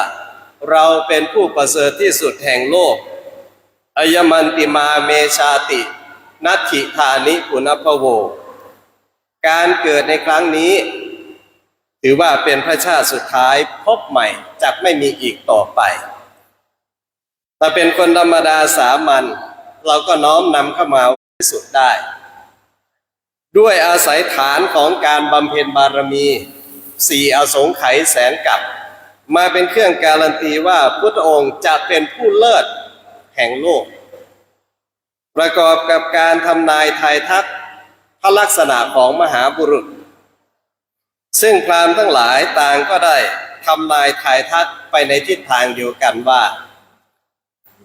ราชกุมารท่านนี้ถ้าหากอยู่ครองคฤหัสถ์วิสัยเจริญเติบโตต่อไปจากได้เป็นพระเจ้ามหาจักรพรรดิผู้ยิ่งใหญ่โดยมีมหาสมุทรทั้ง4เป็นอาณาบริเวณล้อมรอบแต่ถ้าหากเสด็จออกมาออกทรงผนวดจักได้ตรัสรู้เป็นบรมศาสดาเอกในโลกบางก็บอกว่าพระองค์จักได้เสด็จออกมหาพิเนศกรมและตรัสรู้เป็นบรมศาสดาเอกในโลกนี่คือลักษณะของมหาบุรุษผู้มีนัยยะอยู่2 อย่างก็คือถ้าไม่เป็นพระเจ้าจักรพรรดิก็เป็นพระบรมศาสดาเอกในโลกฉะนั้นการเสด็จอุบัติขึ้นขององค์สมเด็จพระสัมมาสัมพุทธเจ้าจึงถือได้ว่าเป็นการอุบัติขึ้นเพื่อประโยชน์อันยิ่งใหญ่ของมวลมนุษยชาติการบำเพ็ญบารมีที่ผ่านมาแม้พระองค์จะต้องเอาชีวิตเข้าแลกก็ตามทีเปรียบเสมือนกับโลกเรามีด้านมืดก็ต้องมีด้านสว่างเปรียบเสมือนกับความรู้สึกนึกคิดของมนุษย์เราก็มีทั้งฝ่ายดีและฝ่ายไม่ดีมีทั้งฝ่ายที่เป็นกุศลและอกุศลทุกอย่างเป็นของคู่กันพระองค์จึงได้เสด็จออกมหาพิเนศกรมเพื่อเสาะแสวงหาโมฆะธรรมหวังจะได้บรรลุตรัสรู้เป็นพระอนุตตรสัมมาสัมโพธิญาณเป็นสมณะเป็นนักบวชในยุคสมัยนั้นเดินทางจากฝั่งแม่น้ำอโนมานาทีไปจนถึงแคว้นมคธได้ยินข่าวว่าครูบาอาจารย์ที่ไหนมีความเก่งกล้าสามารถก็ไปฝากตัวเป็นลูกศิษย์โดยเฉพาะดาบททั้ง2อาลาและดาบทกาลามโคตอุตกาดาบทรามบุตรถือว่าเป็นผู้มีเชี่ยวชาญเรื่องของฌานสมาบัติเมื่อพระองค์ได้ไปทรงศึกษาจนเจนจบวิชาแล้วก็ยังไม่สามารถที่จะหลุดพ้นจากความทุกข์ได้จึงได้ปลีกตัวมาเสาะแสวงหาโมฆะธรรมด้วยพระองค์เองในรูปแบบที่เรียกว่าบำเพ็ญทุกขกิริยาคือการทรมานตนให้ได้รับความลำบากใครบอกว่าอะไรดีพระองค์ก็ทรงถือปฏิบัติวัดทุกสิ่งทุกอย่างไม่เว้นแม้กระทั่งวัดแบบสัตว์เดรัจฉานอะไรที่เป็นความสกปรกโสโครกหรือว่าความตึงเครียดชนิดที่เรียกว่าที่สุดของที่สุดพระองค์ก็ได้ทรงปฏิบัติมาซึ่งพระองค์ได้สรุปไว้อยู่ในธรรมจักรว่ากามสุขาริการุโยคกับอัตตกิลมัฏฐานุโยค2 ทางนี้ ไม่สามารถที่จะทำให้ผู้ปฏิบัติได้บรรลุถึงฝั่งแห่งความสำเร็จได้จำเป็นจะต้องมาปฏิบัติในทางสายกลางที่เรียกว่ามัชฌิมาปฏิปทาเป็นข้อปฏิบัติที่ไม่สุดโต่งคือไม่ย่อหย่อนจนเกินไปแล้วก็ไม่ตึงมากจนเกินไปมีความพอดิบพอดีกับเป้าหมายของแต่ละคนที่ได้ตั้งเป้าหมายไว้พุทธองค์ตั้งเป้าหมายต่อการตรัสรู้เป็นพระอนุตตรสัมมาสัมโพธิญาณการปฏิบัติจึงเป็นไปตามหลักของมัชฌิมาปฏิปทาหรือเรียกว่าอริยมรรคมีองค์8อันประกอบไปด้วยสัมมาทิฏฐิสัมมาสังกัปปะสัมมาวาจาสัมมากัมมันตะสัมมาอาชีวะสัมมาวายามะสัมมาสติสัมมาสมาธินี่คือการปฏิบัติที่10อสงไขยแสนกับจึงทำให้พระองค์ได้ตรัสรู้เป็นพระอรหันตสัมมาสัมพุทธเจ้าและกว่าที่จะได้ตรัสรู้ก็มีศัตรูหมู่มารโดยเฉพาะในคราวที่จะตรัสรู้อยู่โคนต้นพระศรีมหาโพธิ์มารพร้อมทั้งเสนามารก็ได้มารบกวนพระองค์เพื่อให้เสด็จลุกออกจากบัลลังก์ที่พระองค์ประทับนั่งอยู่ด้วยอ้างสิทธิ์ว่าเป็นบัลลังก์ของตนเองอาศัยที่มีลูกน้องบริวารเป็นจำนวนมากก็อ้างว่าเป็นบัลลังก์ของตนเองให้พระองค์เสด็จลุกขึ้นจากบัลลังก์แต่พระองค์ก็ไม่สามารถที่จะเสด็จลุกขึ้นจากบัลลังก์ในครั้งนั้นได้ด้วยว่าบัลลังก์ถูกผูกไว้กับสัตยาธิฐานที่ได้ตั้งไว้ก่อนที่จะประทับนั่งลงไปแม้เนื้อและเลือดจะเหือดหายจากกายไปคงเหลือไว้แต่หนังเอ็นและกระดูกเราก็จะไม่ลุกจากบัลลังก์ในครั้งนี้ตราบเท่าที่ยังไม่บรรลุสัพพัญญุตญาณลุกไม่ได้เลยแล้วได้ใช้พระกรุณาคุณอันยิ่งใหญ่ในการประกาศเผยแผ่พุทธศาสนาให้กับเวนยสัตว์ทั้งหลายได้รู้ได้เข้าใจถึงหลักคำสอนในพระพุทธศาสนาสามารถนำไปปฏิบัติทำตนให้หลุดพ้นจากความทุกข์ถึงสุขได้โดยส่วนเดียวจึงนับว่าเป็นพระคุณอันยิ่งใหญ่ของพระพุทธเจ้าเพราะถ้าจะพรรณนาคุณของพระองค์ให้สิ้นสุดไม่สามารถที่จะพรรณนาให้สิ้นสุดได้เอาเฉพาะในช่วงของการประกาศเผยแผ่พระพุทธศาสนาตลอดระยะเวลา45พรรษาบันทึกไว้เป็นคัมภีร์ในทางพระพุทธศาสนาที่เรียกว่าพระไตรปิฎกก็45เล่มและก็ต้องมีอธิบายมีการขยายความให้เข้าใจได้ชัดเจนมากยิ่งขึ้นก็จะเห็นว่าคุณของพระพุทธองค์นั้นมีมากมายสุดจะพรรณนาให้สิ้นสุดได้แต่เมื่อกล่าวโดยสรุปก็มีพระคุณอันใหญ่ๆอยู่3ประการก็คือพระปัญญาคุณพระวิสุทธิคุณหรือพระบริสุทธิคุณและพระมหากรุณาคุณนี่คือคุณอันยิ่งใหญ่ของพระพุทธองค์เพราะฉะนั้นภาพของพระโพธิสัตว์ที่ได้ตรัสรู้โพธิปักขิยธรรมณโพธิบัลลังก์ภายใต้ต้นพระศรีมหาโพธิ์บริเวณโพธิมณฑลจึงเป็นภาพการตรัสรู้ขององค์สมเด็จพระสัมมาสัมพุทธเจ้าในวันขึ้น15ค่ำเดือน6เพราะฉะนั้นพุทธบริษัททั้งหลายญาติโยมสาธุชนทุกท่านในวาระสำคัญได้เวียนมาบรรจบถ้าเราได้น้อมรำลึกนึกให้เห็นถึงความสำคัญของพระพุทธองค์จะทำให้จิตใจของเราเต็มไปด้วยพลังของปีติและพลังของปีตินี่แหละก็จะกลายเป็นพลังแห่งความสุขใจจะทำให้เรามีวิริยะอุตสาหะเกิดกำลังใจในการปฏิบัติตามหลักคำสอนของพระพุทธองค์ว่าเป็นคำสอนที่ผ่านการพิสูจน์คนทั้งหลายนำไปประพฤติว่าแฝงไปด้วยปริศนาธรรมแต่บางท่านก็อาจจะบอกว่าเป็นภาพธรรมดาไม่มีอะไรสลับซับซ้อนนั่นคือสติปัญญา หรือทิฏฐิหรือทัศนะในการมองของแต่ละท่านเพราะฉะนั้นหลักของพระพุทธศาสนาจึงบอกว่าทั้งความสุขและความทุกข์ที่มีอยู่ในโลกนี้ต่างก็เป็นเครื่องมือที่คอยสอนมนุษย์เราให้เข้าใจถึงความเป็นไปของโลกโดยที่สุดให้สามารถอยู่ร่วมกับโลกได้อย่างมีความสุขธรรมคือทุกข์ทุกข์คือธรรมความสุขความสามัคคีหรือการอยู่ร่วมกันอย่างมีความสุขเพราะฉะนั้นสิ่งที่พระองค์ได้ตรัสรู้จึงถือได้ว่าเป็นหลักธรรมที่มีคุณค่าอันยิ่งใหญ่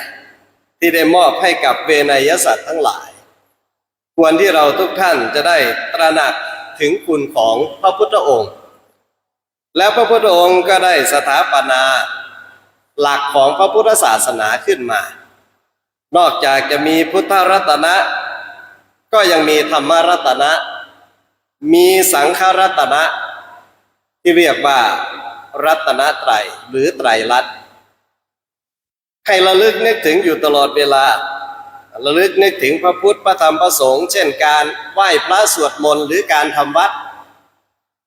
ดเช้าทำวัดเย็นพุทธานุสติธรรมานุสติสังฆานุสติพุทธาภิตุติธรรมาภิตุติสังฆาภิตุติที่เราสวดสาธยายกันคือเครื่องมือในการน้อมรำลึกนึกถึงพระคุณของพระรัตนตรัย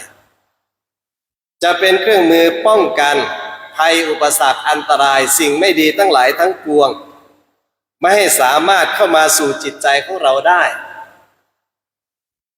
เพราะว่ารัตนตรัยถือว่าเป็นที่พึ่งอันประเสริฐหรือเราจะกล่าวคำบูชาว่าพุทโธเมนาโถ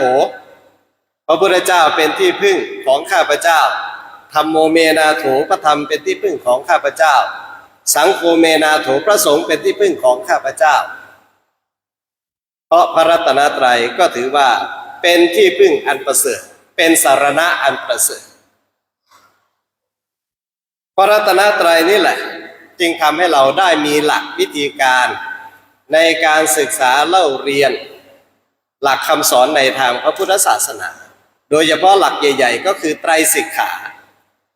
ศีลสมาธิปัญญาที่กล่าวไว้ในอริยมรรคหรือมรรคมีองค์8ที่ได้กล่าวไว้ในเบื้องต้นเพราะอริยมรรคเมื่อย่นย่อลงไปก็อยู่ในส่วนของไตรสิกขาคือศีลสมาธิและปัญญาเราปฏิบัติธรรมตามหลักของพระพุทธศาสนาเราก็มองว่าหลักไตรสิกขาเป็นเสมือนบันไดที่ทำให้เราก้าวขึ้นไปสู่เป้าหมายของชีวิตหรือการบรรลุคุณธรรมในทางพระพุทธศาสนาได้จำเป็นจะต้องมีศีลสมาธิและปัญญาเราสามารถที่จะประพฤติปฏิบัติในคราวเดียวกันได้ถึงเรื่องของศีลสมาธิและก็ปัญญาไม่ใช่ว่าในช่วงที่เราสมาทานศีลรับศีลก็มีแต่ศีลมันก็ต้องปฏิบัติแม้กระทั่งการถ่ายทอดองค์ความรู้หลักธรรมในทางพระพุทธศาสนาที่สำคัญอีกอย่างหนึ่งก็คือต้องมีความเคารพมีความคารวะหรือมีความหนักแน่นในหลักคำสอนทางพระพุทธศาสนาจะเป็นการเพิ่มพลังศรัทธาให้มีประสิทธิภาพประสิทธิผลได้อย่างเต็มที่จะเห็นได้ว่าในปัจจุบันเราก็เข้าวัดเข้าวาไหว้พระสวดมนต์ทำบุญทำกุศลอยู่ตลอดเวลาแต่ทำไมบางทีจิตใจของการท่องเที่ยวในสังสารวัฏว่ามันเป็นยังไงแต่ถ้ามานึกถึงภาพของการที่เราจะต้องเดินรอบสนามที่มีลักษณะวงกลมหรือวิ่งรอบสนามอยู่อย่างนั้นน่ะแค่เราเป็นคนมองยังมีความเหน็ดเหนื่อยเมื่อยล้าถ้าเป็นคนเข้าไปเดินเข้าไปวิ่งจริงๆแล้วมันจะเหน็ดเหนื่อยเมื่อยล้ามากขนาดไหนอันนี้แค่ตัวอย่างที่เรามองเห็นสัมผัสได้ด้วยตาของเราแต่ในสังสารวัฏที่เราไม่สามารถที่จะกำหนดได้เพราะไม่รู้ถึงที่สุดท่ามกลางและเบื้องปลายได้จะยาวนานขนาดไหนพุทธองค์ก็เช่นเดียวกันได้ตามหานายช่างผู้สร้างเรือน ก็คือตัณหานี่แหละที่ทำให้เราเกิดขึ้นมาเวียนว่ายอยู่ในสังสารวัฏตามหาอยู่หลายภพหลายชาติท่องเที่ยวอยู่ในสังสารวัฏเป็นอเนกชาติก็ยังไม่เจอจึงตรัสว่าทุกขาชาติปุณพปุนังการเกิดนี่มันเป็นทุกข์บ่อยๆเป็นทุกข์อยู่ล่ำไปเพราะความเกิดชาติเป็นสารตั้งต้นของความทุกข์แต่ไม่ได้หมายความว่าให้เราจมอยู่กับความทุกข์เพราะทุกข์เป็นสิ่งที่เราจะต้องกำหนดรู้ปริญญายังปริญญาตังทำให้ได้ปริญญาเพราะความทุกข์นี่คือสิ่งที่พระองค์ได้ทรงแสดงไว้ต่อเมื่อพระพุทธองค์ได้พบนายช่างผู้สร้างเรือนด้วยสัพพัญญุตญาณก็รื้อเรือนยอดก็คือตัวอวิชชาทำลายล้างจนไม่เหลือทำลายซี่โครงทั้งหลายก็คือบรรดากิเลสทั้งหลายทั้งน้อยทั้งใหญ่ที่มีอยู่ก็มีเหตุปัจจัยหลายอย่างนี่จะต้องใช้สติปัญญาในการทำความเข้าใจให้มากเพราะขนาดว่าใช้สติปัญญาอย่างรอบคอบแล้วบางทีมันก็เป็นวิบากกรรมอีกนั่นแหละมันหลายอย่างเข้ามาถาโถมเข้ามาเหมือนกับพระศุกร์เข้าพระเสาร์แทรกเนี่ยราหูเข้าพระพฤหัสเข้าพระเสาร์เข้าก็ไม่รู้จะอะไรจะเข้ามาอีกราชคฤห์อย่างนี้เป็นต้นแต่พระองค์ก็ได้ตรัสว่าอย่าไปดูถูกเมืองกุสินาราว่าเป็นเมืองกิ่งเมืองดอนเมืองบ้านนอกคอกนาเมืองไร้ความเจริญเธอหารู้ไหมว่านี่คืออาณาจักรที่ยิ่งใหญ่ของพระเจ้าจักรพรรดิมีนามว่ามหาสุทัศนะและที่สำคัญก็คือมหาสุทัศนะก็ไม่ใช่ใครอีกนั่นแหละทัศนสูตรซึ่งเป็นพระสูตรที่มีความยาวและมีความเกี่ยวเนื่องกับพระเจ้ามหาจักรพรรดิบ้างก็บอกว่าพระองค์ต้องการที่จะให้มีผู้มาแบ่งพระบรมสารีริกธาตุของพระองค์ก็คือโทนพราหมณ์เพราะถ้าไปปรินิพพานที่เมืองอื่นแล้วอาจจะโดนยึดครอบครองไว้โดยเจ้าเมืองเดียวเท่านั้นทำให้พระธาตุไม่มีการแบ่งอัญเชิญไปประดิษฐานตามที่ต่างๆจึงทำให้พระองค์ตัดสินพระทัยมาที่เมืองกุสินาราจะมาเสด็จดับขันปรินิพพานที่สารมโนทยานนั่นแหละเส้นทางตั้งแต่ยอดเขาคิชกูฏลงมาข้ามตั้งแต่ฝั่งแคว้นมคธข้ามไปที่วัดชีที่ไวยสาลีตามเส้นทางเสด็จดับขันธปรินิพพานของพระพุทธองค์แม้กระทั่งในค่ำคืนที่พุทธองค์จะเสด็จดับขันธปรินิพพานสุภัททปริภาชกซึ่งถือว่าเป็นผู้มีความรู้ความสามารถไปศึกษาศิลปวิทยาความรู้จากอาจารย์หลายสำนักแต่ก็ยังไม่แน่ใจว่าอาจารย์สำนักไหนนี่พูดถูกต้องตามหลักความเป็นจริงเพราะว่าบอกว่าเป็นคนเก่งคนได้รับการยกย่องสรรเสริญมีวิชาความรู้ดีนี่เจ้าลัทธิทั้งหลายเหล่านั้นนี่รู้ถึงข้อปฏิบัติของความเป็นคนดีหรือข้อดีทั้งหลายเหล่านั้นรู้ทั่วถึงธรรมทั้งหลายเหล่านั้นหรือเปล่าหรือบางพวกรู้แต่บางพวกไม่รู้อันนี้เป็นข้อสำคัญจึงไปขอโอกาสพระอานนท์เพื่อเข้าเฝ้าพระพุทธองค์ที่สารวโนทยานซึ่งก็ถูกปฏิเสธจากพระอานนท์ถึง3 ครั้ง 3 คราพอพระพุทธองค์ได้ทั่วถึงถ้าภิกษุทั้งหลายยังปฏิบัติโดยชอบโลกจะไม่ว่างจากพระอรหันต์นี่คือคำสำคัญว่าอายุของพระพุทธศาสนาจะอยู่กี่ปี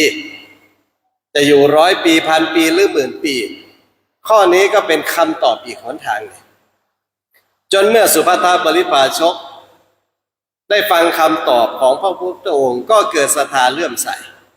น้อมกายน้อมใจขอเข้ามาบวชเป็นสาวกองค์สุดท้ายในพระพุทธศาสนาและเมื่อพุทธองค์ได้ทรงแสดงธรรมโปรดสุภัททปริภาชกก็ได้ถามภิกษุทั้งหลายว่าใครยังมีความข้องใจสงสัยในพระอันนี้เป็นคำสำคัญ ที่ทุกท่านจะต้องนำไปประพฤติปฏิบัติขยายผลให้เป็นรูปธรรมว่าทำหน้าที่ให้ถึงพร้อมด้วยความไม่ประมาทเป็นยังไงจริงๆการประสูติตรัสรู้ปรินิพพานมันมีวิธีการที่จดจำอยู่อย่างหนึ่งหลวงพ่อพระพิมลธรรมช้อยฐานทัตตะอดีตอธิบดีสงฆ์วัดมหาธาตุยุวราชรังสฤษฎิท่านได้ตั้งข้อสังเกตว่าในการประสูติตรัสรู้และเสด็จดับขันธปรินิพพานขององค์สมเด็จพระสัมมาสัมพุทธเจ้ามักจะขึ้นต้นด้วยอักษรอะก็คือออ่างนั่นแหละเช่นประสูติก็คืออโคหมัสมิตรัสรู้ก็อเนกสังชาติสังสารังปรินิพพานก็อามันตยามิโวหรืออัปมาเทนะสัมปาเทนะนั่นแสดงว่าสามอย่างนี้จะครอบคลุมภาพของความสำคัญของวันวิสาขบูชาเพราะฉะนั้นพุทธองค์จึงได้ประกาศเผยแผ่พระพุทธศาสนาจนถึงวาระสุดท้ายก็คือเสด็จดับขันธปรินิพพานเพราะฉะนั้นพุทธบริษัททั้งหลายได้ตระหนักถึงความสำคัญของ